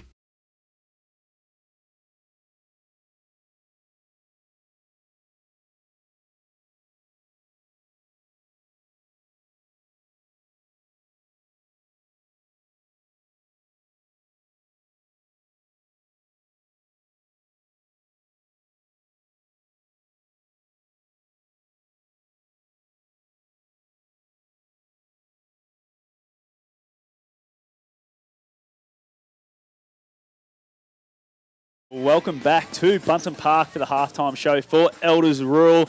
And at halftime, a little bit of a spoilover on the making here. It's 6-3-39. Myrtleford Alpine Saints leading North Albury 4-5-29. So a 10-point lead here at halftime. Joined by number one stats man on the 40 Wing Stats, Dan Vicara. And Dan, what a half a footy from the Myrtleford Alpine Saints. I think everything they would have put in place, they've just done perfectly today. North Albury aren't far away, but are going the other way. Yeah, Funky Miller will be so impressed with Myrtleford and the way they've handled this game. They've defended so well. Their midfield has been top-notch. They're giving them a bit of a hiding in the clearances. And their forward line's been reasonably active as well, even though they're probably the only negative, Monty, is the scoreboard pressure at the moment. The fact that North Albury are only 10 points down is a big positive, and the only positive for North Albury at half-time, I'd say. Yeah, well, those last two goals really hurt Myrtleford, didn't they? They had all the momentum and then they were able to snap it North Albury. But Josh Murphy was the one. Just gave away a couple of free kicks when they might have been able to put under a bit more pressure. We had Moncrief out here on a wing about to intercept the ball and go back inside 50, but he gave away down the field. And it's just something that a young kid just needs to need. The leaders around him to straighten him up, which I think Caden Winter went straight up to him and settled him down. So it was a bit of a downer on what's been such a good year for Josh Murphy so far, because he's been really well held at the moment by Riley Calvin, who we were just talking about off air. That the job he's doing is up there as one of the best we've seen so far as a defender against these North Albury bigs. Yeah, he's been fantastic, and I think you put it down to he's a good player, but I think you put it down to the system that they've got set up. Myrtleford, all their defenders defend well. We talked about Beatty, who came in earlier. I thought he was really good in some areas as well. He's put himself in the hole in that first quarter. He had a couple of rebound 50s as well. So their team defence, Myrtleford, is as good as you can ask for at the moment. Absolutely, they're fantastic. Absolutely, I think they're just their whole thing, even their setup up front and through the middle of the ground has been fantastic. Just quick go through the goal kickers. Riccardi's got one, Maraka, Curtis, Cossa, Turner and Harry McCarroll, while for North Albury, Murphy with one, Caden Winter with one, and then Leighton Taylor and Josh Minogue also with singles. Might quickly run through some team stats on the 40 Wing stat sheets and then go through some of the individual players you've been going through. Yeah, perfect. So North Albury, they've only had the 8 clearances this game to 17, so they're getting a bit of a mauling in the centre clearances against Myrtleford as well. The free kick count 14-11, been really well adjudicated. The inside 50s really even, 22 for the game for Myrtleford and North Albury, 23. Marks inside 50, 5-4, so not a mark-in sort of game as well for Minogue and Murphy especially. And then run through the individual stat winners. Julian Hayes been really well held. He's only had the 9 disposals, but very little impact on the game, which is what Myrtleford would have done their homework on, I'm sure. Timmy Broomhead as well, been completely taken out of this Austin game. Wicks is nearly best on ground for the job he's doing, isn't he? Absolutely. He has been unbelievable, Austin Wicks. So he's only had the 3 disposals, Tim Broomhead, and we'll talk about that a little bit later. Caden Winter, 11 disposals and a goal. Ben Regoni, who I think's been North Albury's best, he's had 17. He's really flying the flag in that midfield for North Albury. And Josh Murphy, we talked about his struggles at the moment. He's frustrated. He's only had the 4 disposals. He's kicked 1 goal, about 20 metres out directly in front in that second quarter. And for Myrtleford Jackson East, he's been bit bit quiet for his standards, only the 12 disposals. Only 12. He's Yeah, on I know. track for 24. It'll be Jeez, give him a go. I know, but he has been dominating. That's the bar he's set Yep, this year. he He has has. been very good. Simon Curtis is the best player on the ground by an absolute mile. He's just bought his own pill today. 21 disposals and a goal for him. Josh Maraca, 6. Jake Sharp have hardly called his name out on the 1 disposal. And Mitch Del Bosco started to get busy that quarter with the 5 disposals, up for the 7 for the game. Monty? Yeah, I think, as you said, Simon Curtis, probably best man on the ground so far. He's been really, really good. And, yeah, I think that he's just going backwards. It's Benjamin Button, going backwards in age. He's gotten better and better as he's been here, I think, in the Ovens and Murray. And I'll tell you what, this year's nearly one of the best he's had. I reckon when we called it, when he first went to Myrtleford, we're like, well, they're going to get a couple of decent years out of him, bit of leadership. He's their best player at the moment, so he's completely dominating. He's a champion of the game, Simon Curtis, and it's no exception today. He's absolutely dominating, Monty. Might just quickly get your CNL shower screens quarters best, Dan. Who did you think in that second quarter really stood out? I'm going to be obvious as for Myrtleford, so it's Simon Curtis, 10 disposals and a goal for him, and Ben Regoni for North Albury. I think he's really been the only one that's played a really solid game of footy so far. 17 for the game. He had 10 disposals that quarter as well. And that's our quarter's best, thanks to CNL Showers and Wardrobes. And we quickly might go around the grounds for Mr. Stowe's Pool World. Yeah, there's been some really good games. At WJ Finlay Oval, it's Wodonga 8-4-52 in front of Wangaratta Rovers 3-3-21. That could That's be why another. your voice was up a little bit. The doggy boys, No, eh? I don't know what you're talking about. And then obviously this game as we go to Lavington, 4-7-31 and Cora Rutherglen 7-2-44. Jeez, bit of a boiling there. Bad kicking again, haunting Lavington a little bit happens. with the 7 points. Wodonga Raiders been pretty competitive, 2-4-16 to Yarrawonga 4-2-26. And at the Albury Sports Ground, it is a ripper. It is 5-6-36 to Wangaratta 5-5-35 at halftime as well. So some unbelievable games, Monty, across the border. And the one that we didn't expect, Wodonga and Rovers, seems to be the biggest margin. I think one of the questions was that there would be in the scorecard that with so many tight games today, would all the outsiders be a chance? And I think I shut it down straight away. You and Robbie are on board with it, but at the moment, all the outsiders are pretty well, apart from maybe the Raiders, who are near a couple of goals behind there. All the rest are sort of right in it. So Into it up to their ears at the moment, all teams. So, it's good, and this is what we love about the O&M. It is so even. There's no breakaways happening this season, Monty. Who said that there was going to be? Don't know. Don't know? Don't know his name. Angus McLeod. Anyway, There welcome to you. But what we're going to do now, guys, we're going to go to our netball wrap. We'll be back after that, after a short break, with all the second half action here from Bunton Park. This was the halftime show for Elders Rule, because on O&M Live, you won't miss a thing. This is the netball wrap thanks to Ray White Wodonga. Round 9, the halfway point of the 2025 season, saw us headed to the Wodonga Raiders ground where the third place Raiders were up against the Pigeons.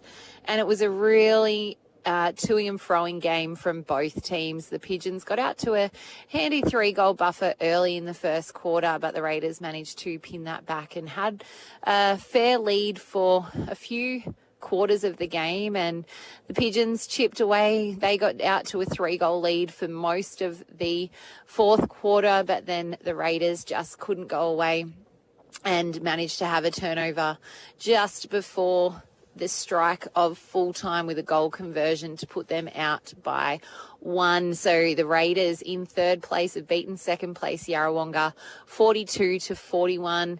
Really hard to determine an Anytime Fitness Player of the Day, but it was Eliza Mooney in her 100th game for the Raiders who managed to take that feat. Fantastic effort from all players on court.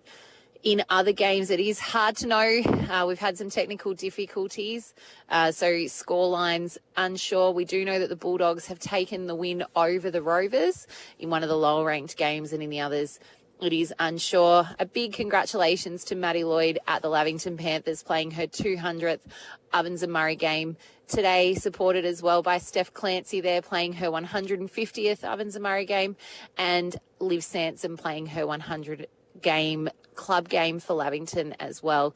This has been the netball wrap thanks to Ray White Wodonga. AT Drive.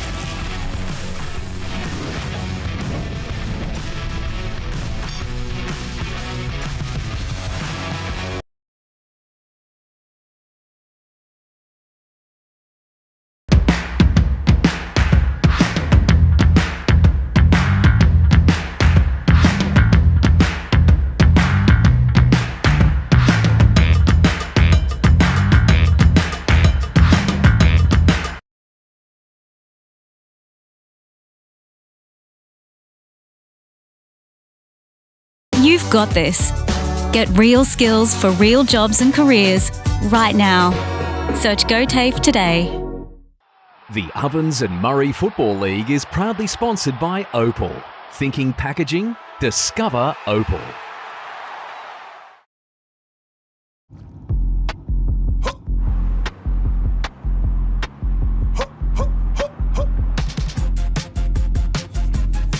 Shawty get inspired. How about that? How about that? This time.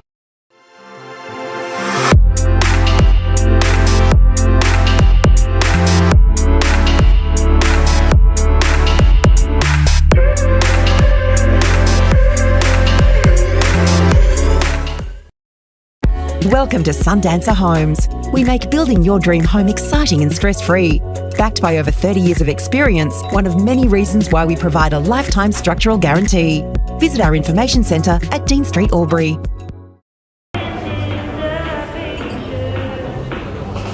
I reckon I'll go mid. Carlton Drive 3.5. Embrace the mid.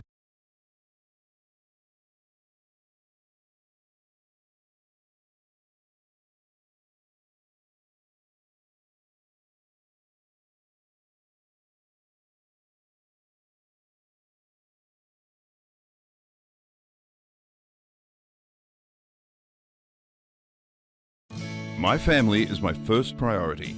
We go on adventures. We treat each other well. We look after one another. And Tobin Brothers Funerals will treat you like family too. They take pride in creative funeral solutions and will fulfill you and your family's wishes, so if it's legal, it's possible. Tobin Brothers Funerals, family owned since 1934. And now, caring for your family here in Wodonga and Corowa. Tobin Brothers Funerals, celebrating lives.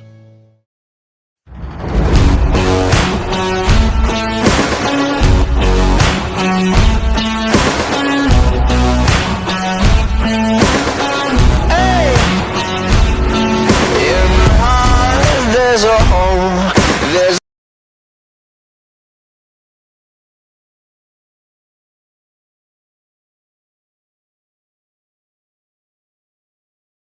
With Optus Home Internet, you get more yes. Whoa. Which means less family screen time and more harmony with powerful Wi-Fi. Woo. Get the Ultra Wi-Fi modem at no extra cost. Adroit Insurance and Risk, your local insurance advisor, able to tailor insurance programs to support your business. And we're proud to support our local community.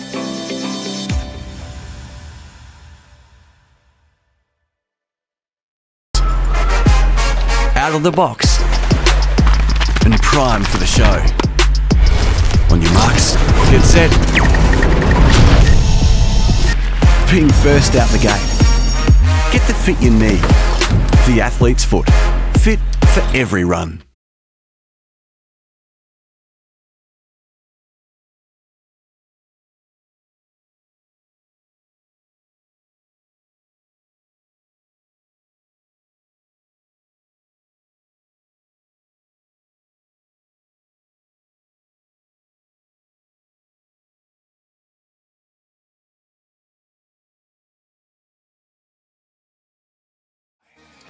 Welcome back to Button Park here in North Albury. It's a 10-point lead to the Myrtleford Alpine Saints over the North Albury Hoppers. Blake Panda Escort with you. We got Dan Vaccaro. We got the Big Mac back in the box.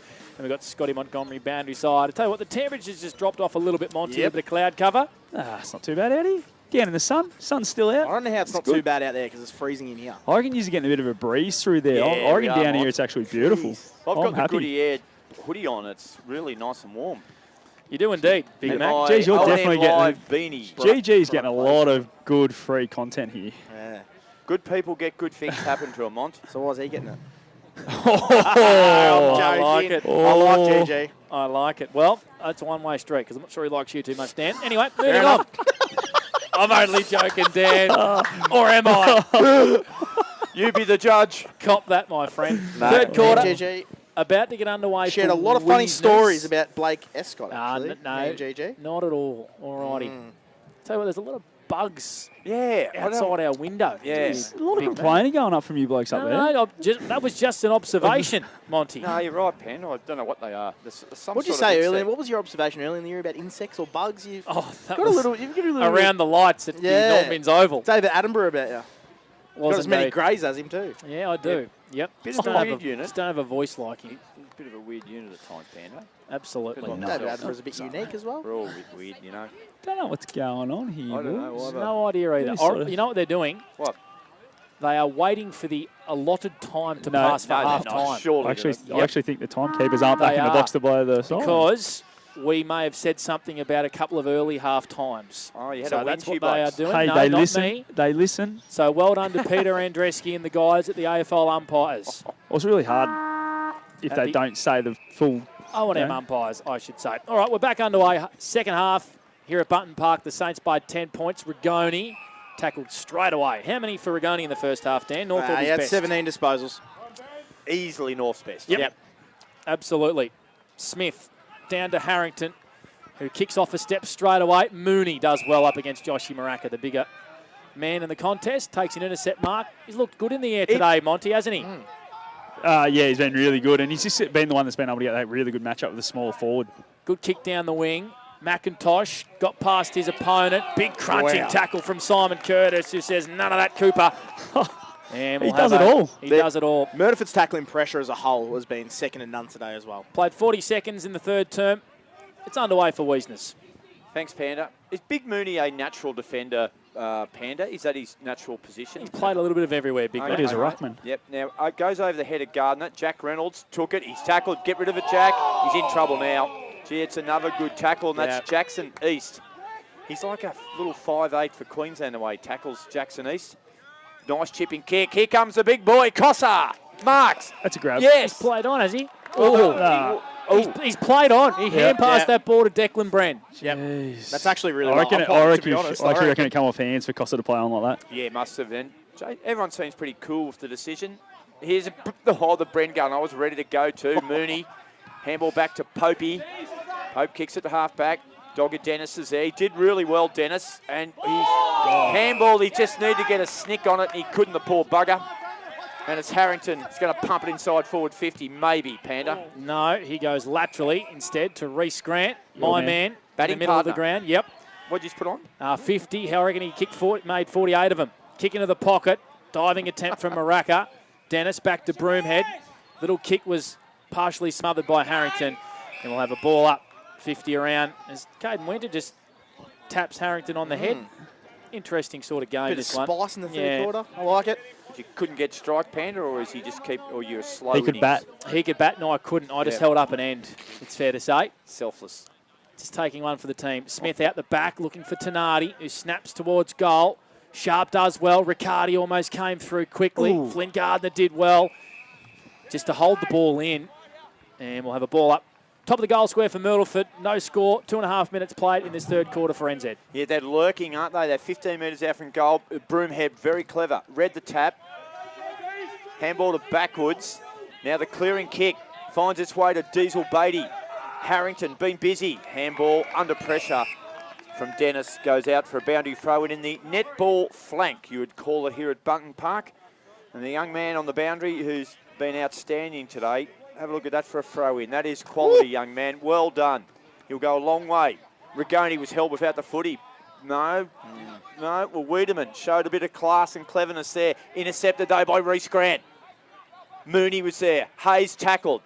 Released the tackle. Went back for himself. Mooney went back for another go. East is in there. And the umpire, Jason Rain, who's had control all day, says, I'll have it 40 metres out from Myrtleford's goal. No score in the second half. Since half-time, 39-29, Myrtleford lead for Wiesners. It's a close one here at Button Park. Myrtleford doing what they please in the ruck. Weaven does well. Hand pass to Rigoni. Retreats, puts Reynolds under the pump. He goes back to Gardner. Clearing kick out of defence. McIntosh does well against the traffic. Hand passes it to Goody. And he's got a little bit of space in front of him, George. Could have took a bounce. Probably a good option. Went beautifully to Minogue, who's got a player on in the pocket. It's Penny. The best ball movement, I reckon, we've seen all day from North Albury, Monty, and Penny will line up 45 out, 45-degree angle. Absolutely. And we'll start with Cooper McIntosh going back to the flight here and getting a hand on it just to keep it rolling their way. And it was a great kick to Minogue too, just who found a bit of space for the first time today. And yeah, just that finish and the running from Penny. Needs to go back and make sure he puts this one through now. George knew his limitations there. Didn't want to bounce, and it was a good kick to Minogue. And it set up this shot from Jack Penny here, who's got a good leg on him. He'll kick from 45. It's a slow approach to give North Albury the first goal in the third quarter. Makes no mistake, he snuck it in just.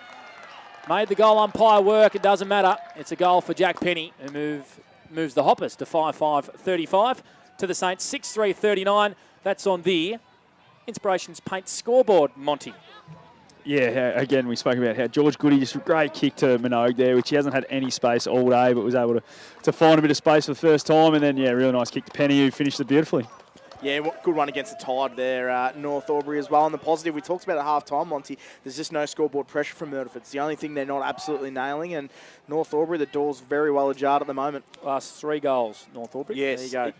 Yep, they've showed a lot of tenacity to get back into it. Broomhead goes back into the middle and Wicks follows him. Riley Smith won the tap. Harrington overran the footy. Now Harrington goes back for another crack. Kick was smothered. Jack Penny, clever hands. Out the back to Julian Hayes. Tumbles it inside forward 50. Here's a chance for Minogue. Got a terrible bounce. He's pretty quick to get back onto it though. Myrtleford have got some numbers at the ball. They'll get out of this okay. Ends up here with Hourigan.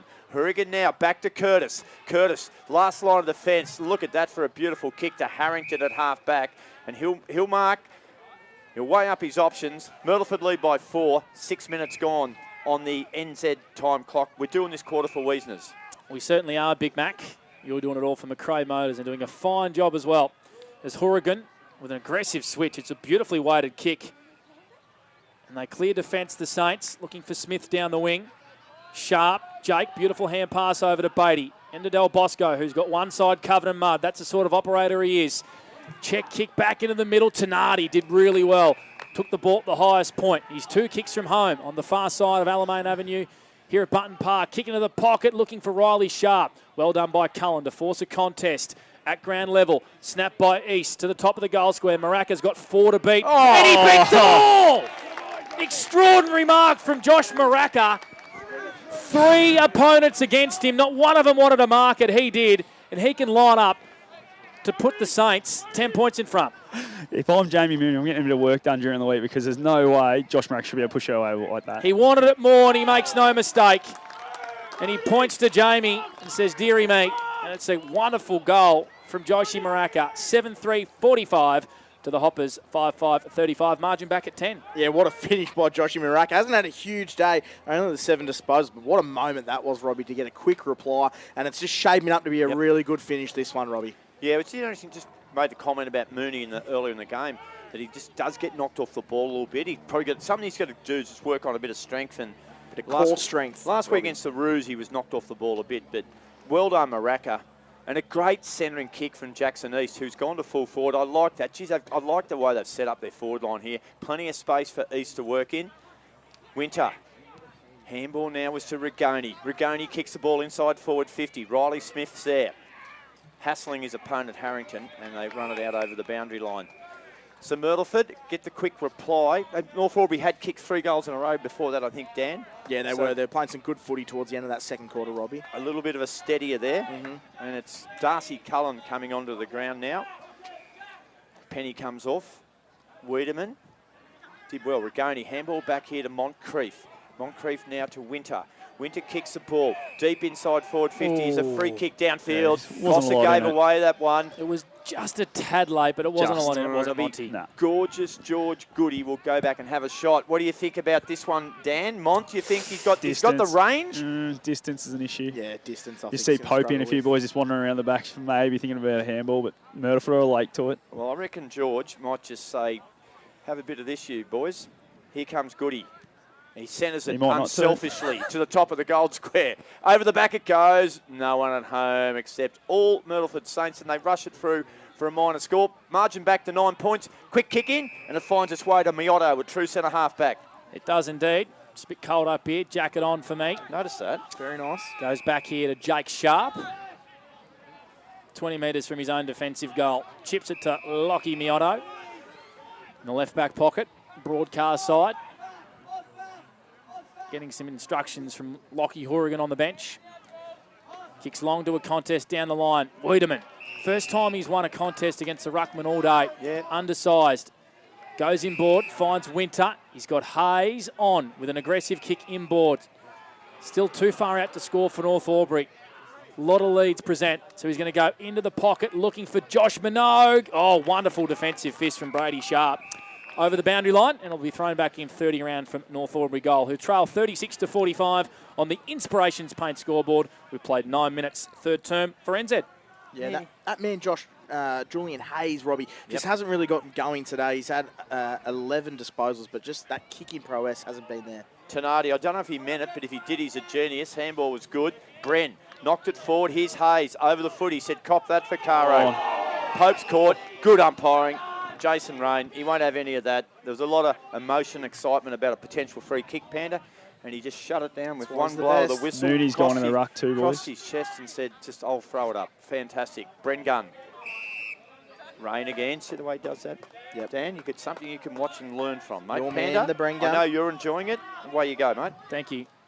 I don't know what you're enjoying, but go with it. With a tap down to Miotto, whose kick is a high up and under. It's out of bounds on the full. Oh, and a possession. Oh, big O. Big Rummer. He's dropped an elite watermelon mark of the day. Would have drowned him. Look, he's looking up to the box as He's well. just dropped the World Cup.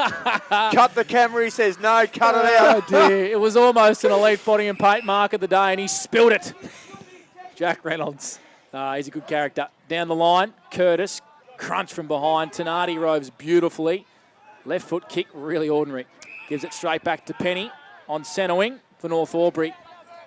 Almost every player bar two in the North Albury half of the ground. So Penny reloads with a big long one. Taylor Curtis doing it all, this man. Simon Curtis in defence. Chips across goal. And it's been marked by Jake Sharp. 45-36. 2 goals in this quarter. 1 to Penny, 1 to Maraca. He was one of the best centre-half backs in the ACT when he was at his absolute prime, boys. So it's a very natural position for him where he goes there at the moment. It ends up with Miotto. That came from Del Bosco. Miotto. Kick's not a great one. Now here's a chance for the Hoppers. Quick hands. Comes to Harry Weaven. This is going to be good. Oh, look out, Jack Reynolds. He did well to get rid of it. It's pretty hot in the middle here. Free kick. And a free kick. Monty, what'd you spot? Jake Sharp just got held onto there. I think it was Julian Hayes. Just the tackle followed on after the ball spilled. And he might have actually hit his head on the ground, boys. He's very slow to get up here, Jake. They're going to hold up play. Time off been blown, but he's a tough nut, is our Jake Sharp, Panda. Centre of the ground, Myrtleford lead 45-36. Del Bosco has it. Chips it to his good mate, Mitch Del Bosco. He's called to play on. Points to the pocket, says that's where I'm going to kick it towards Jackson East, who takes a one-hander. Jackson East.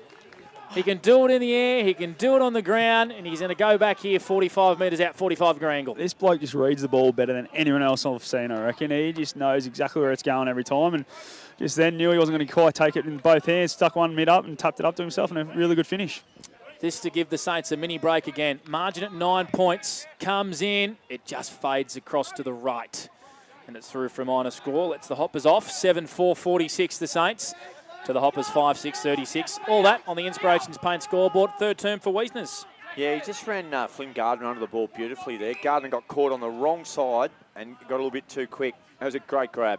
Elite body and paint player of the day. Oh, there we go again. So, deja vu. East just showing Gardner. He's putting on a bit of a clinic here. Carefully, he's got to give away 50. He's stiff there. He's had a bad minute here, poor young Gardner. And Jackson East will run in. He'll kick Myrtleford's 8th goal, you would think. Just, very stiff there, I reckon, Flynn Gardner.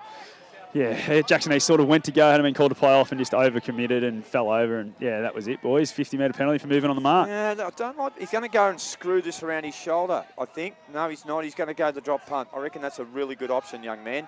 Comes in, he was indecisive. I don't know why. He's rammed it straight through the guts. Myrtleford get their 8th.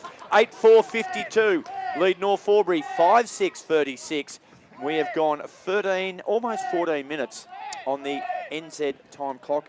That's on the Inspirations Paint scoreboard. They just keep showing up, Myrtleford. They're doing a great job. And Jackson East, that was his 16th disposals, and he's kicked a goal as well. So he's been really solid today. Simon Curtis as well. He's up to the 24 disposals and a goal. He's been best on ground. And quickly just around the ground, some Mr. Stowe's Pool World.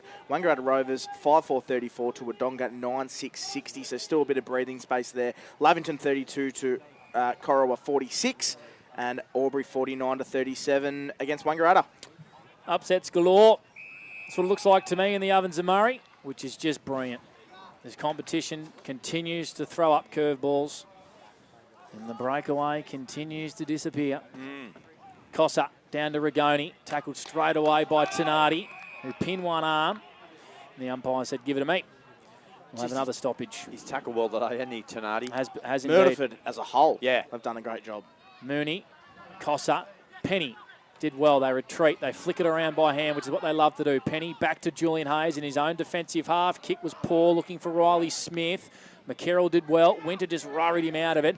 Riley Smith wins it down the wing, kicks down the line. Taylor coming up to meet the ball here was Dennis. Left it behind. Good pressure from the Saints. Jake Sharp with a little bit of territory in front of him. Fumbles the footy. They track after him. Pushing the back. Yep. Hooking out of the Hourigan. To Hourigan. Again, Leighton Taylor for a push. Take it away, Big Mac, at the 15th minute mark. It's a 16-point lead for Myrtleford. Game high was 22.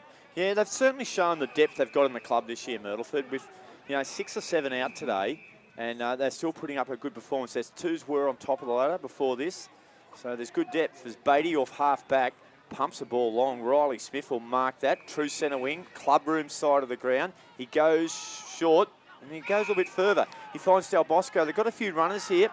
Reece Grant was making an offering. Instead, he goes short to number 40. And I've got no idea who that is. He's Hazeldine. Changed his jumper, has he? Nope. Was always 40. There you go. Sorry, young man. You look like a different number. Over the back, Mooney gathers. He holds it up. He makes a good decision. He hands it off to Wiedemann, and Wiedemann goes long on the outer side of the ground. He does. Minogue had to mark that ball down the line. Does it open up here for North Albury?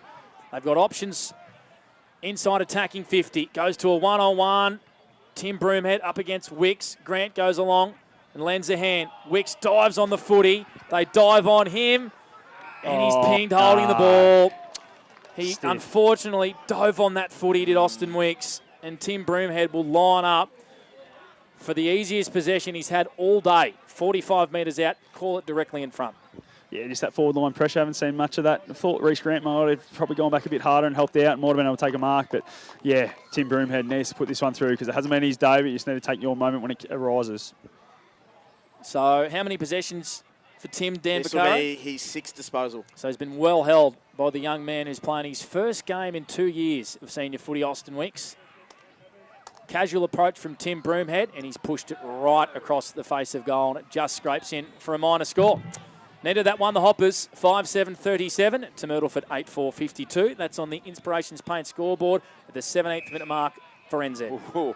Reece Grant just took a very low little half volley type there from the kick in. He goes short. Well done there by Wiedemann. Brought the ball to ground. Oh, overrunning the ball there was Dennis. Riley Smith couldn't stop the play. Maracca's hands were good. Tenardi goes short. He's going to find the boundary, but it's probably not a bad spot to miss. Right near you there, Monty. You might have gathered a possession, did you? Nah, a bit too far away from me. I'm not that quick anymore, Robbie. All right, or I never was, to be honest. Yeah. Curtis is about to come back on the boundary. He's looking to get on that. What is his stats for Simon Curtis, please, Dan? Simon Curtis has had the 24 disposals and a goal, Robert. So just a 3 this quarter, so they've quelled that somewhat. Panda, it's still Myrtleford leading by 15 points. Shallow throw in. Wiedemann grabs out of the ruck. Probably should have been thrown back in for mine. Swings around. Overrunning the footy was Minogue. Wonderful defensive mark from Brady Sharp. Tell you what, they've done a ripping job on the 2 big boys from North Albury today who have only kicked 1 each. Yep. In Minogue and Josh Murphy. So kudos to Calvin and Brady Sharp doing a wonderful job. And just the 4 disposals for Josh Murphy for the day and hasn't touched it this quarter as well. So Harrington called to play on centre wing. Kicks to a one-on-one contest. Wiedemann was never the kick to the advantage of big Toby Cossa. So he plays on, goes short to Caden Winter on the 45. Haven't been allowed to move the footy freely at all day, North Albury. So they decide to switch Robbie. Yeah. It's in the own defensive 50 by Darcy Cullen. Yeah, the West Wyalong boy pumps it to Jack Reynolds. It's from Broken Hill, Cullen. Oh, Broken Hill? Broken Hill boy. Oh, right. Yep. Who's the West Wyalong lad? Kieran Duncan. Oh, yeah. Got a few bloody roughheads there, haven't he? There's No, marked they're by Guther. Mooney, centre wing. Tex Walker from Broken Hill. Yep. Yep. Yeah, Bernie Vince had a crack at Broken Hill during the week. I Big did hear Tex that. was not happy. Nope. Mooney's kick. Can't find anyone straight off the bat. McKerrow was there. Here's speed from Murphy. Come on, Murph. Whack it through, son, and make your day. And he just does that. That's the one the Hoppers need. A brilliant burst from the young gun, Murph. And they get the margin now back to 9 points. That is a Sunjan goal of the day contender, an elite body and paint player of the contender, and his second goal. Dan Vaccaro. Yeah, well, it might not be your day, but it could be your moment, Robbie. This is right, mate. And 5 disposals for Josh Murphy. He has been quiet, but he's kicked 2 goals, and that one there, an almighty important goal for him as well. And it's been a pretty even affair so far. 9 inside 50s this quarter for North Albury and 7 for Myrtleford, and it's good to watch. What about Murphy just keeping that ball in front of him? Brilliant. Never gave up on it, Monty. Yeah, super smart. He knew he had the speed if he was able to get the ball, continue past the Myrtleford defender, and it's exactly what he did. It's first time he's had a bit of open space. As we spoke about, Kelvin's done such a good job with him. But yeah, Murphy was just able to get it back there and a really good finish. Can that spark something for the green and gold? He was pumped up, Murphy. Wiedemann down to Penny. Someone's listening to us on the radio down below, and I'm hearing myself back. Winter. You love that. No, not at all. Winter. Yeah, turn it down, thanks, mate. They're probably laughing below, which is what I like. No, good on him. Winter in the middle of the ground. Big Riley Smith taps it down beautifully to Miotto, who was tackled, holding the ball, didn't get rid of it. McIntosh retreats back to Hayes. Not sure the advantage was really on from North Albury. Cullen goes out wide on the wing. It's been marked by Isaac Campbell. Great kick. Good kick. Finds Wiedemann, who plays on straight away. Checks the kick. Down the field, I reckon, boys. Monty for the Newey. Just Big Riley Smith just laid it out. Jackson Wiedemann after the kick. A little bit late, so Murphy's going to get a shot on goal here downfield. All right, so it's in the hands of Josh Murphy, who's kicked 2 straight. And this for 2 inside a minute for Josh. Panda, it's interesting. A lot of defenders sometimes, the longer the game goes, and if you've done a good job, you've kept them quiet, the harder it gets. Because good players can bob up at any time. Well, Kelvin's just come off the bench, onto the bench too, boys. So Josh Murphy in front of the scoreboard, comes in and nails it. 2 in a minute for Josh. And the Hoppers are back within 3 points. 7-7-49 to Myrtleford, 8-4-52. They've got a close one, Dan Vaccaro for 40 winks. Yeah, it's a good couple of minutes for North Albury and Josh Murphy, but around the grounds for Mr. Poolwood, and it's all happening at the moment. All the favourites are starting to crawl their way back into the contest. Rovers, well, let us know then. 47 down to Wodonga, 60, so only 13 points down there. Lavington, only 6 points down to Corowa, 46 plays 40. Raiders still getting a free lesson, 24-51, and Albury 55-49. Wangaratta as well. So free lesson. Interesting, Dan. It was a free lesson. Interesting here too. 2 quick goals there to Josh Murphy. He's kicked 3. You know, hadn't had a lot of footy. He's kicked 3. He's kicked 14 straight at this ground. 14 straight. Yep, well, 11 straight. Wasn't it Monty against Yarra? And it was. Yeah. Now 3 straight here. Here's Penny. I'll tell you what, Jack Penny's quarter has been outstanding. Winter got it to Hayes. Got it back to Winter. There's a little bit of run and gun here from the Hoppers. Great inboard kick. Weaven. Has he stretched forward? Oh, he went round 1, straightens up, kicks it long. Murphy, no. He might recover. Boundary line beats him. Things are getting a little bit nervous down there in that defence. Boundary throw in, 20 metres around from the Hoppers' goal. They trail by 3 points. Good footy. We're doing it for Wiesners. On the NZ time clock, Panda, we've gone almost 23 minutes. We have.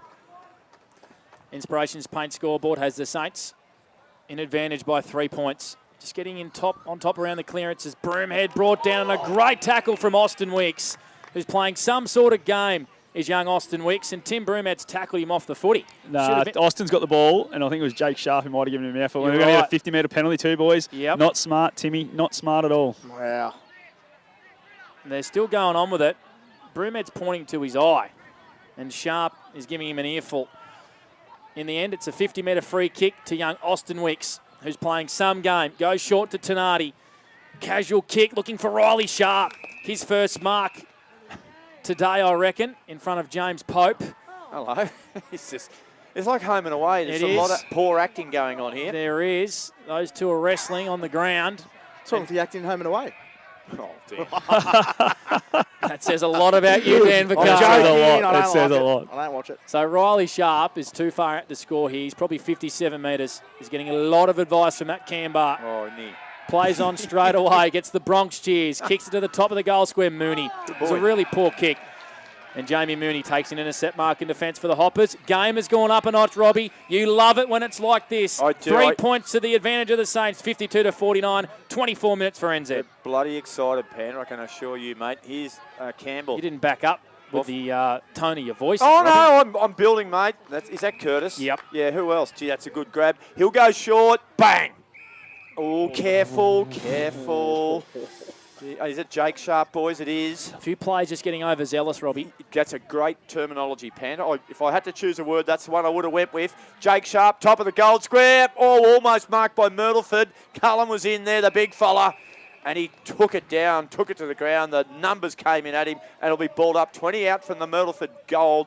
They lead by 3 points. Well into time on, Panda. Not a badish crowd here. A good at crowd. Button Park. Help if there wasn't 3 other games in town. Yes. I'll let Monty speak about that maybe after the game. But there is 4 games in town today.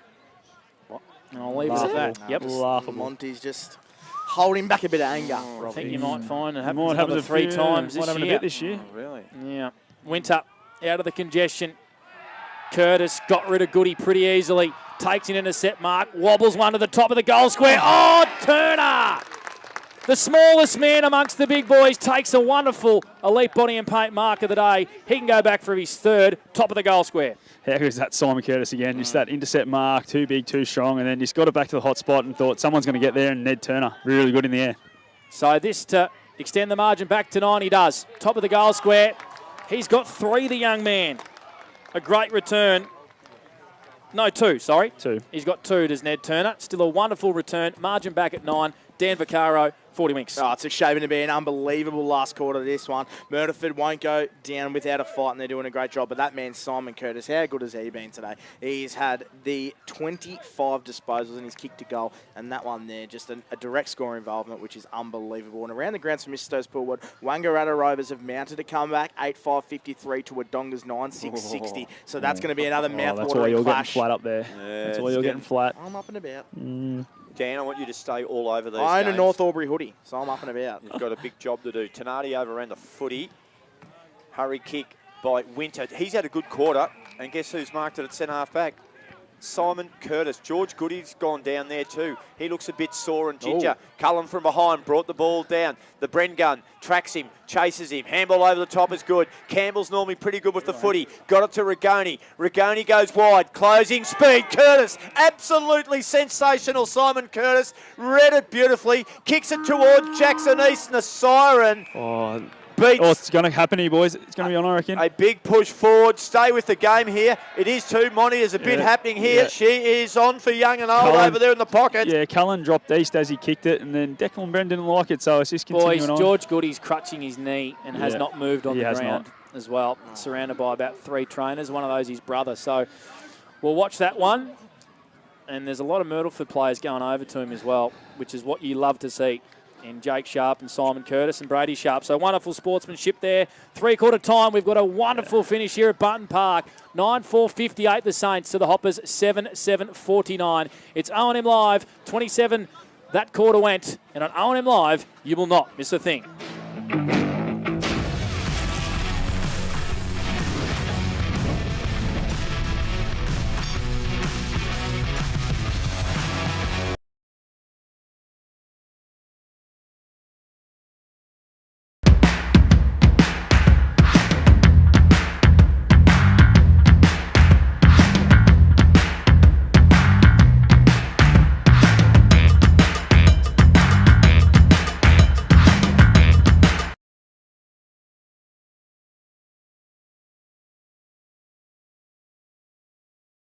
You've got this. Get real skills for real jobs and careers right now. Search GoTAFE today. The Ovens and Murray Football League is proudly sponsored by Opal. Thinking packaging? Discover Opal.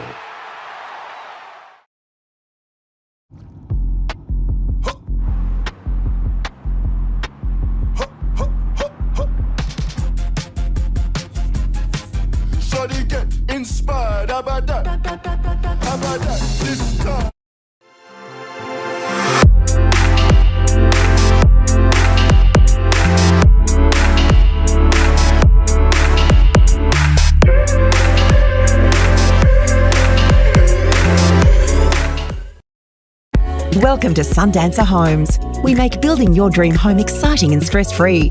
Backed by over 30 years of experience, one of many reasons why we provide a lifetime structural guarantee. Visit our information centre at Dean Street, Albury.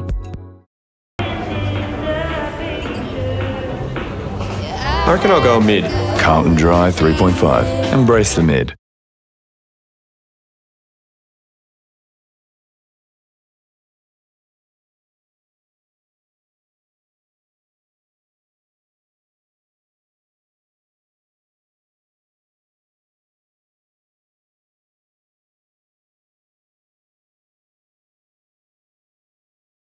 My family is my first priority. We go on adventures. We treat each other well. We look after one another. And Tobin Brothers Funerals will treat you like family too. They take pride in creative funeral solutions and will fulfill you and your family's wishes, so if it's legal, it's possible. Tobin Brothers Funerals, family owned since 1934.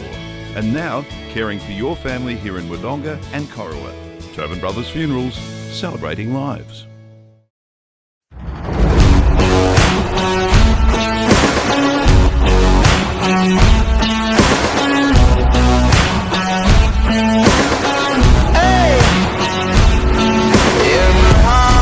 There's a home, there's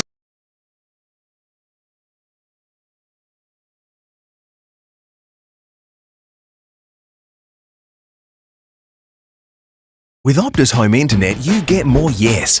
Whoa. Which means less family screen time and more harmony with powerful Wi-Fi. Woo. Get the Ultra Wi-Fi modem at no extra cost. Adroit Insurance and Risk, your local insurance advisor, able to tailor insurance programs to support your business. And we're proud to support our local community.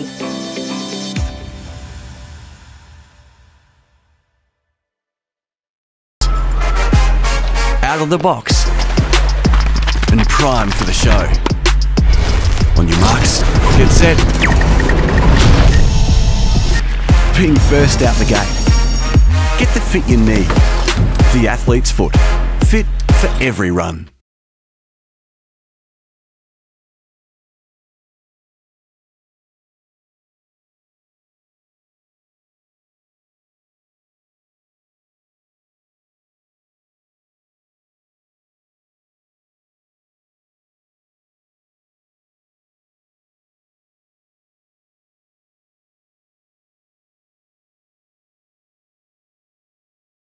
Owned and operated.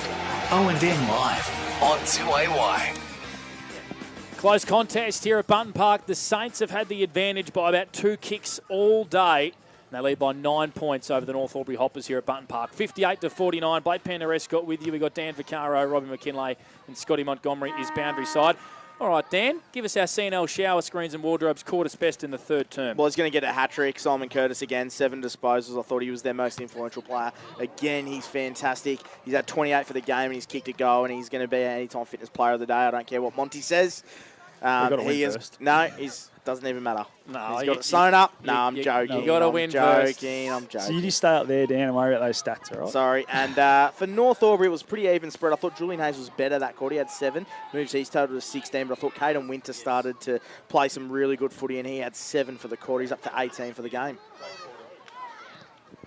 So a good summary there from Dan Vaccaro. We just flick Robbie back on. What do you got down there, Monty, for the Newmarket Hotel? Yeah, it was interesting. Broomhead brought his boys in straight away and had a really good chat. He said, look, we're in the game. We haven't played anywhere near our best footy, so if we can put it together for 20 minutes, we probably win. So just need to make sure we can do that. Then went and listened to Funky. He's thought that their forward line's causing so much delay on the ball movement of North Albury, and that's why they are where they are, and they just need to make sure they do that in 25 minutes of really hard work here, and they get the reward that they've been searching for, so that's what they're after. I'll tell you what, it'd be a wonderful fortnight for Myrtleford if they could knock off the Rovers and come to Button Park undermanned and beat the Hoppers. That would really do wonders for their premiership credentials, you'd have to say. Even their top 3 credentials. They haven't played finals for a while, so it'd be a wonderful feather in the cap. Alrighty, Big Mac, who wins?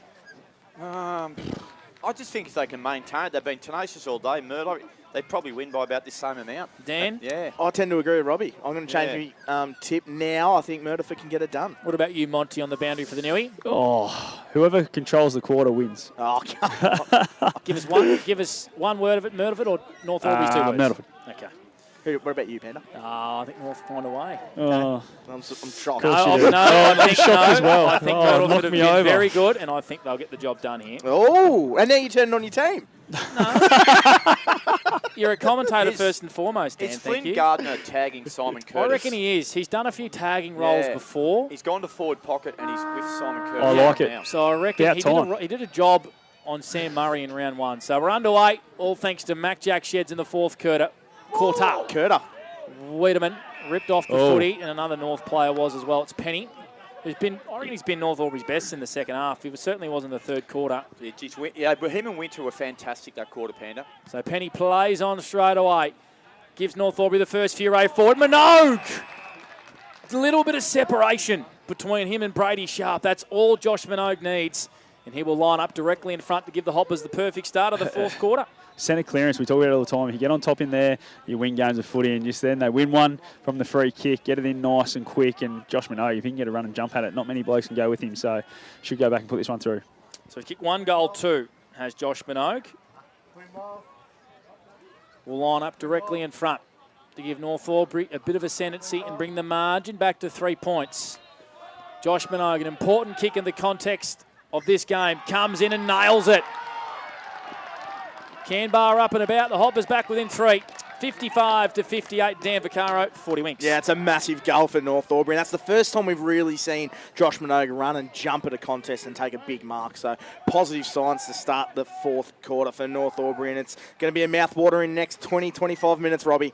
It is, mate. And you know what? It's that time of the day defenders get nervous. Yep. When they get, and especially they've been so good all day, like Myrtleford. They do. It is so hard sometimes to just maintain it. An injury update, Monty, on George Goody for the Hoppers. Yeah, he looks pretty dejected down here, boys. I haven't been able to get the official word how bad it is, but we'll have to wait and see. Okie dokie. 3-point margin. We've got an absolute rattler. We've got them all around the ground. Dan's going to keep you updated right throughout the quarter because there's a lot of games. Here comes Hayes in dispute.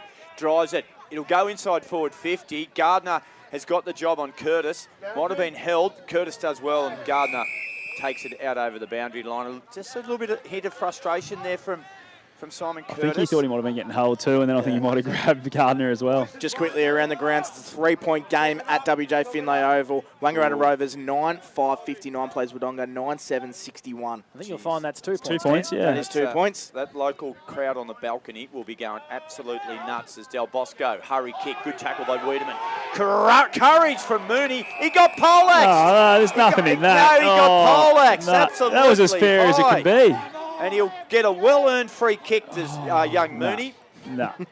And he'll punt it inside forward 50, Panda. Certainly will. There's not much space in there. So he's going to go long towards Minogue, who gets a run and jump. Wonderful defensive fist there from Horrigan, who floated across the pack. Lots of players going to ground pretty easily here, trying to milk something. And the umpire doing a wonderful job, doesn't buy any of it. And we'll have a ball up, 40 out from North Albury goal. Margin back at 3 points. It's been around that 2.5 mark all game. Myrtleford have had their noses in front. Wiedemann, and wrapped up was big Reese Grant. Panda's batting partner. Yep. Can hit a cover drive, Reese. Also loves one over Care Corner. Don't we all? Sharp, set up on straight away, and he does the tackling on Winter. And we'll have a third ball up in the space of about 5 metres. Same spot in front of North Albury's goal. This is good stuff. This is great football here. O&M footy at its best. Big fella Smith. Pivoting there was Rigoni. He got spun around like a crocodile would spin a victim in a river that up is in the a Northern wonderful Territory. analogy. There you go. It's like the old Mick Dundee manoeuvre, that one. And he kept him up, kept him out of the roll. water. The death roll, Panda, that's it. Tanati, tenacious as ever, off half-back, high ball, centre wing. This is a big play. Good work by Pope. He somehow got a boot on it. Harry Weaven takes him on through the middle of the ground. Handball was good to Mooney. Maybe 2 hands next time, Jamie. He got away with it. Harry Weaven got a tricky bounce, kicks it long, inside forward, 50, Minogue! Marks. He says, I'm going to have a shot. He'll go back and kick it from 50. we spoke about, you said it earlier, Robbie, that defenders get a bit nervous this time of day, and I'll tell you what, Brady Shutt was very nervous then. He tried to find body, tried to take the run and jump away from Minogue, but he just went around him and got up at the highest point, and a beautiful grab again. You called it beautifully, Monty. You could see him trying to feel for Minogue, who just wheeled himself to the front. Minogue, this pocket just does close in a little bit here. He was practicing these after half-time when he come out on the ground. Massive kick to put the Hoppers in front. Josh Minogue, ball on the way. Hits the old Wilbur post, fair in the guts. Myrtleford lead by 2 points, 9-4 to 8-8-56, brother. Love it. We've got a good game. We've got good games everywhere in round 9. We'll get Dan Vaccaro to keep us up to date with around the grounds to Mr. Stowe's Pool World. They've got it all for you. Wouldn't mind jumping in a nice warm spa on a night like tonight, wouldn't you? Hey, it'd be very Dan? nice, Panda. It'd be very nice, but quickly around the grounds. Wangaratta Rovers have hit the front. Wow. 65-61 at the WJ Finlay Oval. Reese Grant is going to go across goals. It's in the hands of Sharp. Goes short to Calvin. Oh, wonderful smother from Broomhead, who keeps the ball inside attacking 50 and then wins a wonderful contest to keep the ball inside 50 for North Albury. We saw that part of his game was wonderful against Yarrawonga, Monty, a couple of weeks ago. Yeah, his defence special was great there, but Calvini just had Austin Wicks running ahead of him there. Maybe the handball would have been the better option and let him run and kick ahead of the game. Yeah, well done, Timmy Broomhead. That just might elevate him into another level. Shoveled out nicely. Oh, here's a chance. Good gather by Rugoni. Now, Winter has time, sees an offering, and he spots up the brilliance of Jack Penny, who had a wonderful third quarter. He'll go back and have a shot, 35 out, almost directly in front, Monty. I reckon the vision of Caden Winters is so underrated. He always picks the right options and gets through traffic and hits targets just like that. It was a very crowded forward. Was able to find Jack Penny unattended about 15 metres away from him. Put that down to the one-handed pickup from Ben Regoni. Yeah, and you go back before that, the smother to keep the ball in that area by Timmy Broomhead. Big chance here. Jack Penny. Can he put the Hoppers in front? Comes in, 38 metres out, kick on the way. Penny misses to the right-hand side, minor score. 8-9-57, North Albury. Myrtleford, 9-4-58. 7 minutes gone. Final quarter. That's on the NZ Albury time clock. So Curtis with a beautiful kick out wide finds Miotto. He ignored Del Bosco and went with the longer option instead. So wasting a couple of chances here are North Albury, but it was a poor kick from Miotto. Weaven, who's marked well all day, intercepts and goes straight away to Leighton Taylor, who's got play streaming inside forward 50. Murphy out the back. Wonderful work, Curtis. Doesn't matter. Murphy's kicked 4 and the Hoppers are in front. Margin out to 5 points. Peppering the inside 50s. And Monty, it was all set up by the intercept from Weaven on centre wing. Yeah, he's been fantastic today, I reckon, Harry Weaven. He stopped a lot through the middle of the ground and got it going his way a lot. And I tell you what, last time I interviewed Tim Broomhead, said he wasn't allowed to kick. I reckon his kicking's been fantastic today. And what a turnaround for this game for Josh Murphy as well. He has just been unbelievable this second half in terms of being in front of the sticks. He's kicked 4, hasn't been his day, but he's turned around and he could be wheeling North Albury to a victory here, Robbie. Well, North have kicked 4 of the last 5. Murphy's kicked 3 of them. Yeah, good. There's a stats. That's what you want your forwards to do, Robbie. That's right, mate. They get nervous this time of the game, Panda. They do. You called it beautifully, Big Mac. Simon Curtis going in the middle. Flynn Gardner going straight with him. Yeah, and what Gardner can do here too, boys, I know if he plays it smart, he can get himself on the own at the right time in that forward 50 and maybe bob up and pop up a goal here. He's doing well at the moment. First time North have been in front, Robbie, since the 12th minute mark of the opening quarter. Wow, there you go. Is that a free kick? No, it's not. Ducking under it was Gardner. Got a handball somehow to Winter. Winter kicks it inside forward 50. Ball bounces, tumbles. Minogue did well. Taylor over the footy was clever. They hang out. The Myrtleford defence do well here. Jake Sharp, his handball was intercepted. Though Jake Sharp got it back. Kicked it to centre wing. Clubroom side of the ground. Big play. Magnificent from Julian Hayes. Penetrating quick inside forward. Well done, Gardner. Kept the ball alive. The young fella, Moncrief. Whoa, what a way to debut. It's red hot out there, but the young fella's standing up. North Albury lead by 5 points, and we've gone 9 minutes, final quarter. We have indeed. Robbie McKinlay and Panda Escott with you. All thanks for McRae Motors. Free kick here, Monty. Yeah, Simon Curtis just got a whizzer a bit high there as he ran past, just trying to get the tackle, just slipped up a little bit. So Ben Regoni Nah, Caden Winter. Sorry, you're right. It's Caden Winter. Look a little bit alike. He'll kick into the pocket. Floating across. There was Peppers Campbell, but it was a wonderful intercept mark from Lockie Hourigan, Robbie's man, who goes out wide. Tim Broomhead does well just to intercept at the right moment for North Albury. They swarm. They're owning all the territory here. Kieran Duncan pushes his opponent off the footy. Hand passes to Josh Minogue, who can run around, snap, and miss from 15 metres out. Gee whiz, would like his time again, Josh Minogue.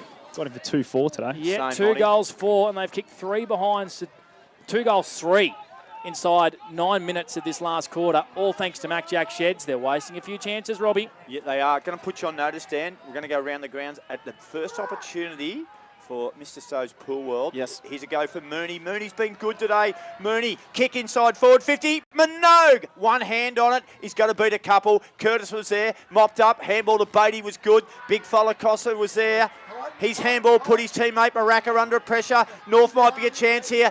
Reynolds came through. He was tackled, held up in the tackle. Well, it's State of Origin Wednesday night. We've seen some great tackling here today. Up she goes, 45 out from the North Albury goal. They lead by a neat 6 points. Kick goes wide. Campbell, little chipping kick. Inside forward 50, mark taken. Rigoni. Ben Rigoni, who's had a well-earned break, has come forward. Is going to have a set shot, 35 out, tight angle, right in front of the can bar. Just as we're speaking about his work rate, he spat out of that stoppage way quicker than everyone else as soon as he saw his teammate win it, and Mitchy Del Bosco just couldn't keep up with him, and this is what they need, just to take full toll of their momentum, which Myrtleford hasn't been able to do throughout the day. The can bar, I reckon, in the outer will tell us the result of this goal.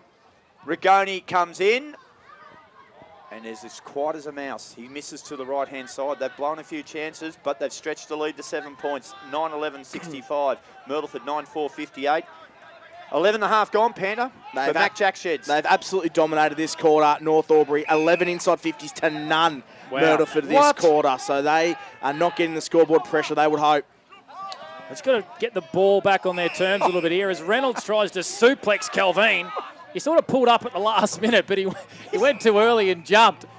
Anyway, Myrtleford try and switch the footy across their defensive goal. Broomhead pressing up on Hourigan, who has to kick, interestingly, around his corner. He does well, though, does Lockie Hourigan. He finds a man out on the far side.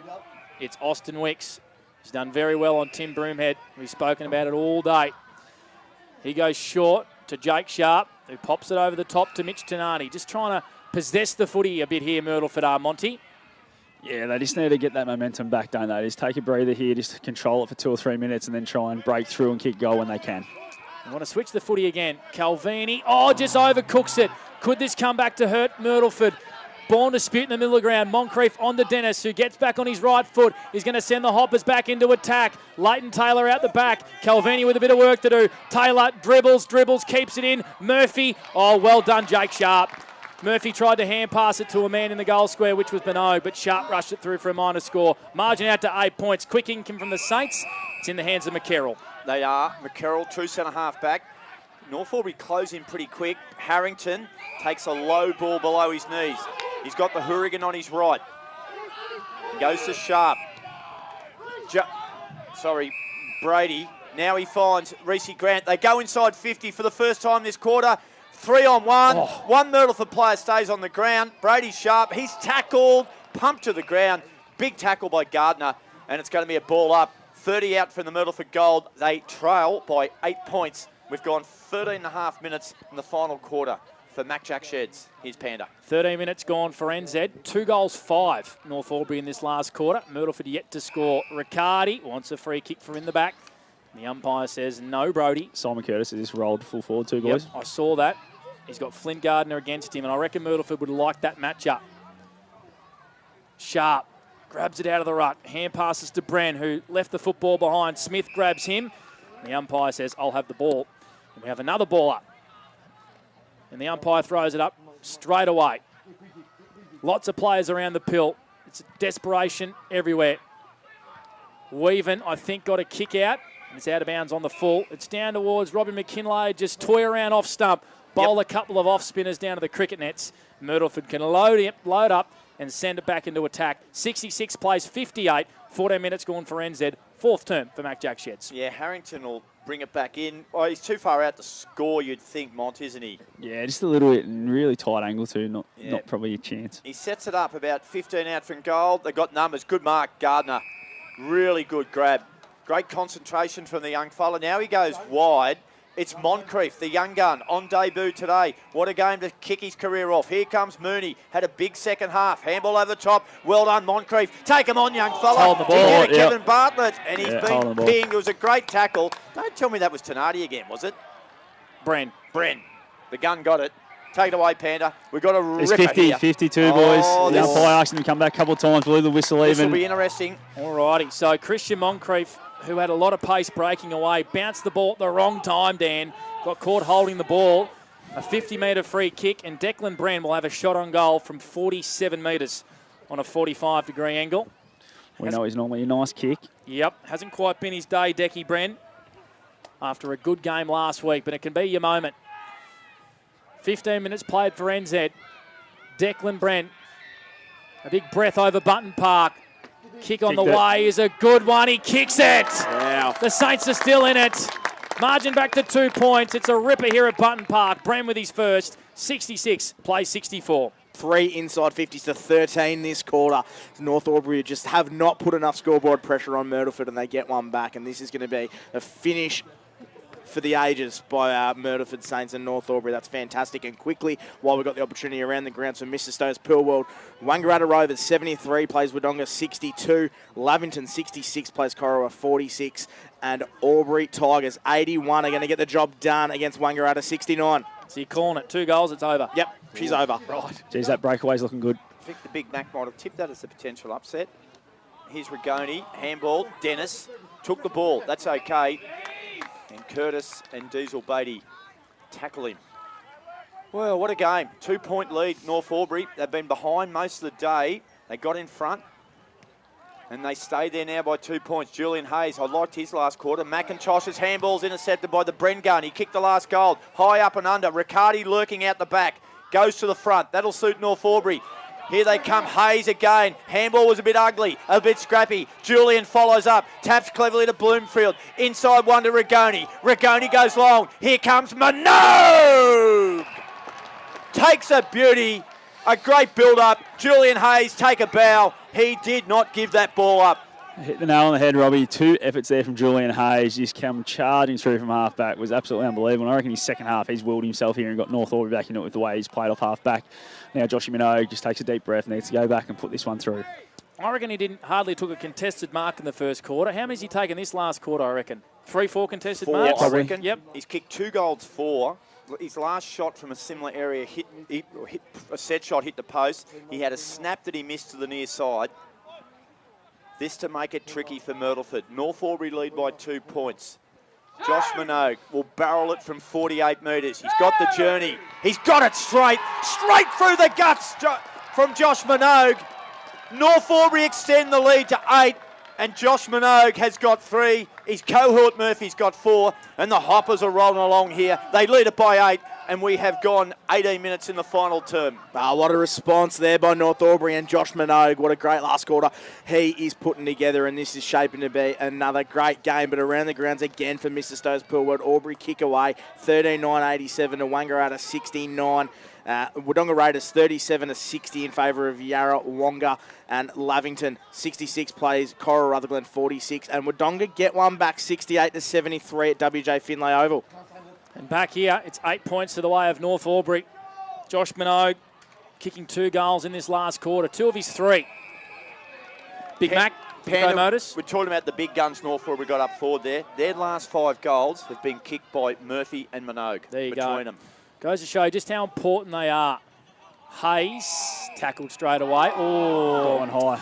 Not sure about that one at all. Well, it was high. Okay, well, that's what the umpire said, and Julian Hayes doesn't mind at all. How good's his last quarter been? It's been very good.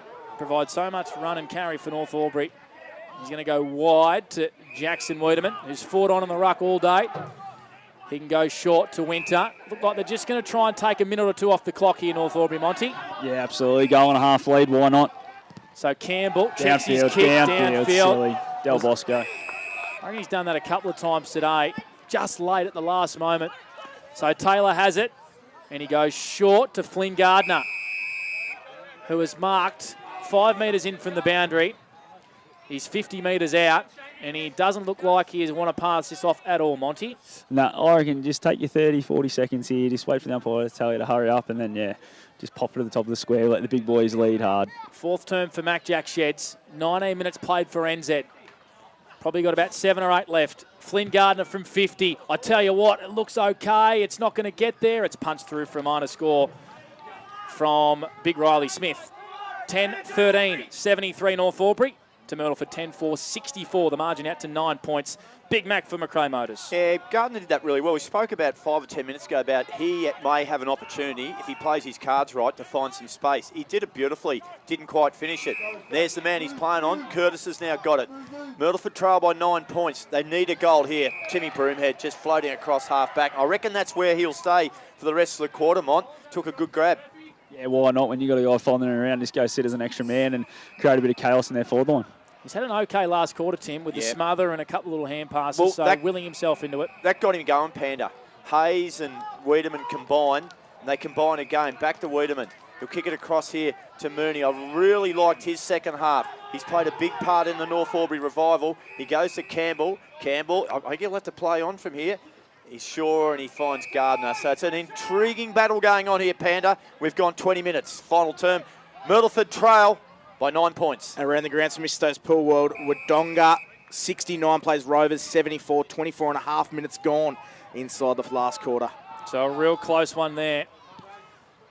And it's a close one here. Margin at 9 points. Calvin intercepts for the Saints and plays on straight away to Curtis. How many now, Dan Vaccaro? Simon Curtis is up to the 33 disposals. And a goal, if you don't mind. Goes short to Reece Grant.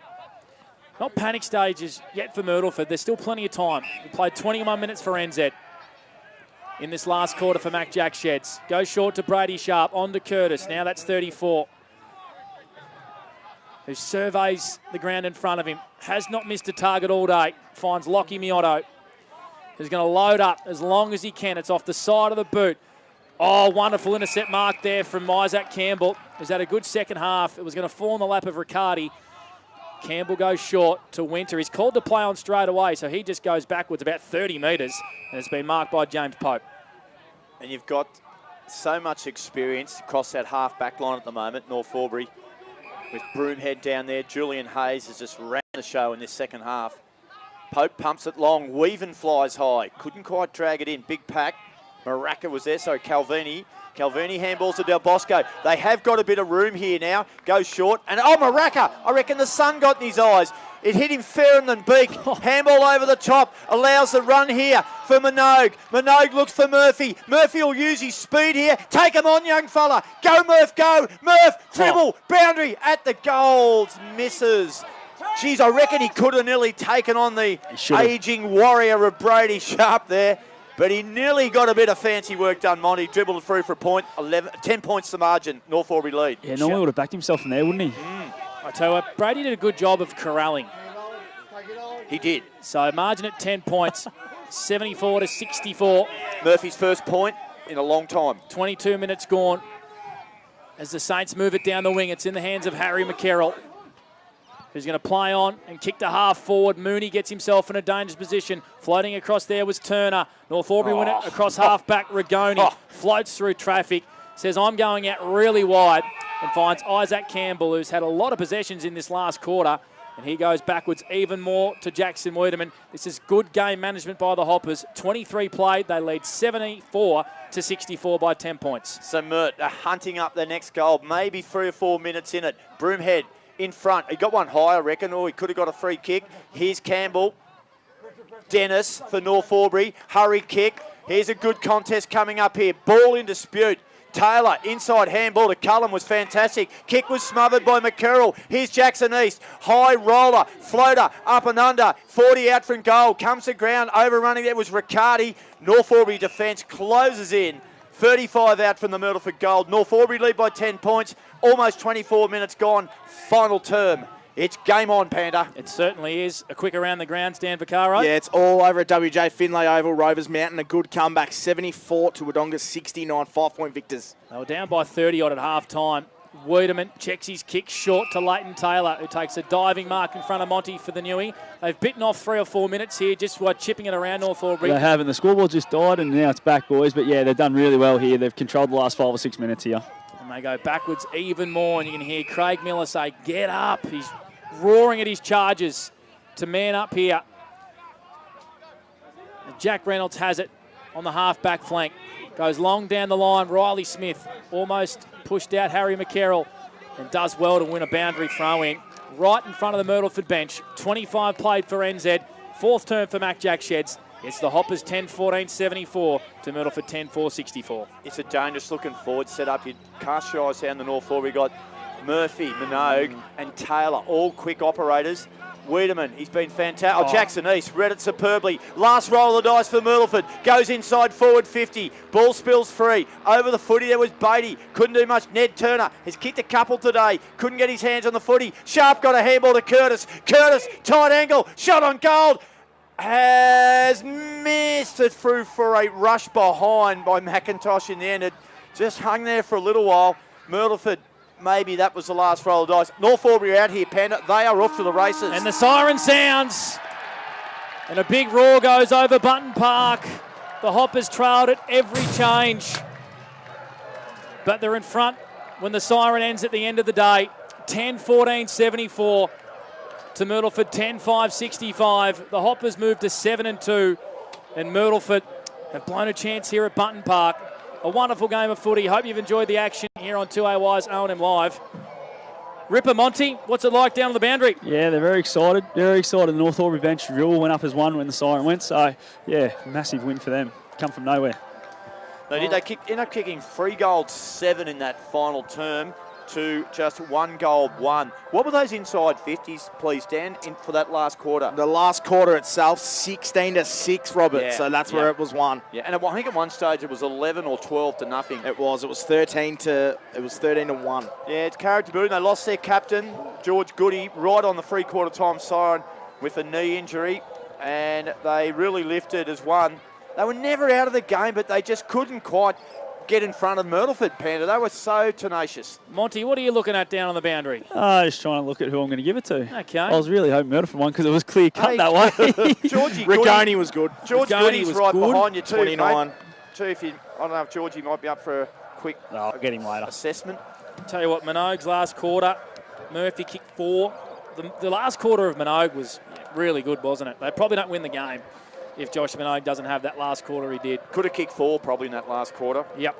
And Murph showed a lot of character. He bounced back really well after a bit of drama just before half time. Got a bit frustrated. And he come back, and the only way to answer in that situation is bang a few goals on the board, and he did Monty that really well. Has found Benny Rigoni, who's our Anytime Fitness Player of the Day. Yeah, boys, Anytime Fitness Player of the Day. Ben Rigoni, mate, really big win by you boys. Come from nowhere. They really set up well early, but you guys just stuck to your game plan and got there in the end. Yeah, I think in the first half we just weren't able to generate our ball movement through the middle, set up well. Simon Curtis was huge for them, so Flinny Gardner done a good job in the last quarter, nullifying him, and yeah, it's just good to get away with the win and real gritty. You spoke about the midfield battle that you guys just really got going in the second half, especially in that last quarter as well. Gave your forwards a really good look one-on-one. Yeah, we've got the 3 big go-heads down there, so it's just get into them, give them a chance. More often than not, they're going to take clunk, so we just thought, yeah, get to work and really dig in. Mate, we'll let you go and enjoy it. Well done, Anytime Fitness Player of the Day. Thank you. Tell Benny, apologise, there's no sign. We'll have to grab a photo of him anyway. That's what it's all about, the big sign. And Benny Rigoni is our Anytime Fitness Player of the Day. Flynn Gardner's into you, Panda. He is, and he that's said, where's fine. the sign? That is completely fine. Flinny, unfortunately... He said you've got to roll the dice on Monday. I'm not rolling no dice. That's what he said. I can tell you that right now. So North Albury win by 10 points. They trailed at every change. Yeah. Big Mac, didn't they? What was your stat? Last time, when they hit the front in the last quarter, the previous time they're in front was what mark? The 12th minute mark of the first quarter. Yeah. So they kicked the first goal of the day through Leighton Taylor. Yep. And then Myrtleford kicked the next 3. And they didn't lead again until when they hit the lead with Murphy at the 7th minute mark of the last quarter. So I'll tell you what they did do in that last quarter. They stepped up their pressure big time. How many times they were hunting in packs over on the far side. They won a lot of free kicks through holding the ball. And I don't know whether they got a little bit of a lift out of George Goody in a way going down at 3-quarter time. It looks like he's done a pretty nasty injury. And you'd expect North Albury will go reasonably well in September, so you hope for the best for GG. If you have a look who played well in that last quarter, like they all contributed, but their top liners absolutely stood up. Yep. You talk about Julian Hayes, he just got him going off halfback. Went in the middle there, Winter and Regoni are fantastic. Then up forward, what they're able to do. And yeah, they played a fantastic last quarter. They kicked 4 goals, 7. 3 goals, 7. They could have kicked 7 or 8 goals that quarter. And I love the way they controlled the ball. They know what to do in certain situations. And very impressed by both sides. There's a lot of upside. I know they've both got quite a few out. They'll only get better. I hope I can watch those two sides play against each other in a final because I won't miss it. Yeah, I reckon you hit the nail on the head with the players that stood up in that last quarter. It's as simple as that. Your best players play well, you're going to win games of footy, and that's what they did in the last quarter. Yep. And so we'll try and get the song if we can. Now we come to play. Just to recreate, second place, don't wait. Lots of parties, it's fun, 27th day. The Albury boys are hard to beat when they come out to play. So, join in the chorus and sing it one and all. Join in the chorus, North Albury's on the ball. Good on North Albury, the champions will agree. North Albury is in the place with for you and me. North Albury moved to 7-2 at the halfway mark of the season with a 10-point victory over the Myrtleford Alpine Saints, 10-14-74 to 10-4-64. Plenty to come on the other side of this. Our post-game show, all thanks to the Clubhouse Bar and Bistro. It was a ripping game, a ripping round to review on the other side of this. It's O&M Live, and on O&M Live, you won't miss a thing.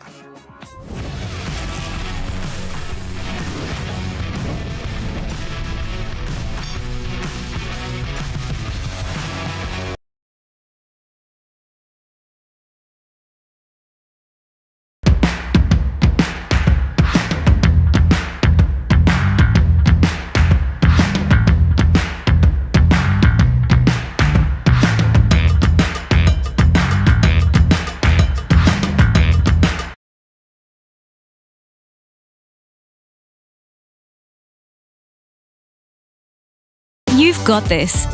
Get real skills for real jobs and careers right now. Search GoTAFE today. The Ovens and Murray Football League is proudly sponsored by Opal. Thinking packaging? Discover Opal.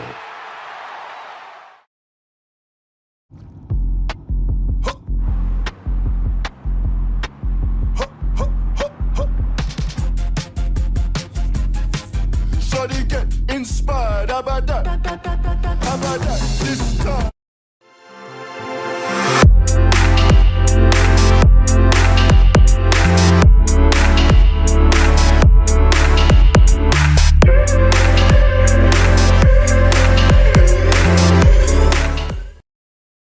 Welcome to Sundancer Homes. We make building your dream home exciting and stress-free. Backed by over 30 years of experience, one of many reasons why we provide a lifetime structural guarantee. Visit our information centre at Dean Street, Albury.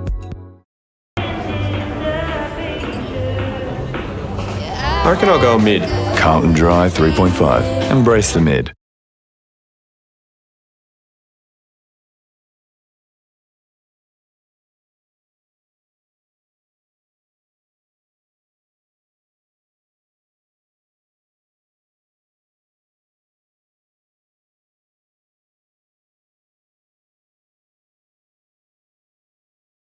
My family is my first priority.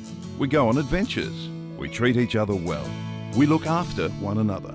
And Tobin Brothers Funerals will treat you like family too. They take pride in creative funeral solutions and will fulfill you and your family's wishes, so if it's legal, it's possible. Tobin Brothers Funerals, family owned since 1934. And now, caring for your family here in Wodonga and Corowa. Tobin Brothers Funerals, celebrating lives.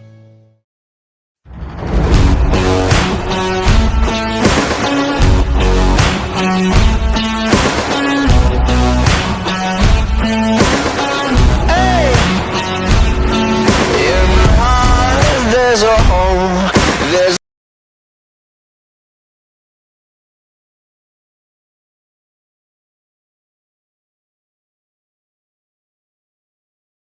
With Optus Home Internet, you get more yes. Whoa. Which means less family screen time and more harmony with powerful Wi-Fi. Get the Ultra Wi-Fi modem at no extra cost. Adroit Insurance and Risk, your local insurance advisor, able to tailor insurance programs to support your business. And we're proud to support our local community.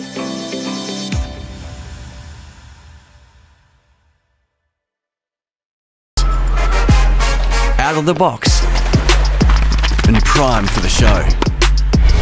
On your marks, get set. Being first out the gate. Get the fit you need. The athlete's foot. Fit for every run.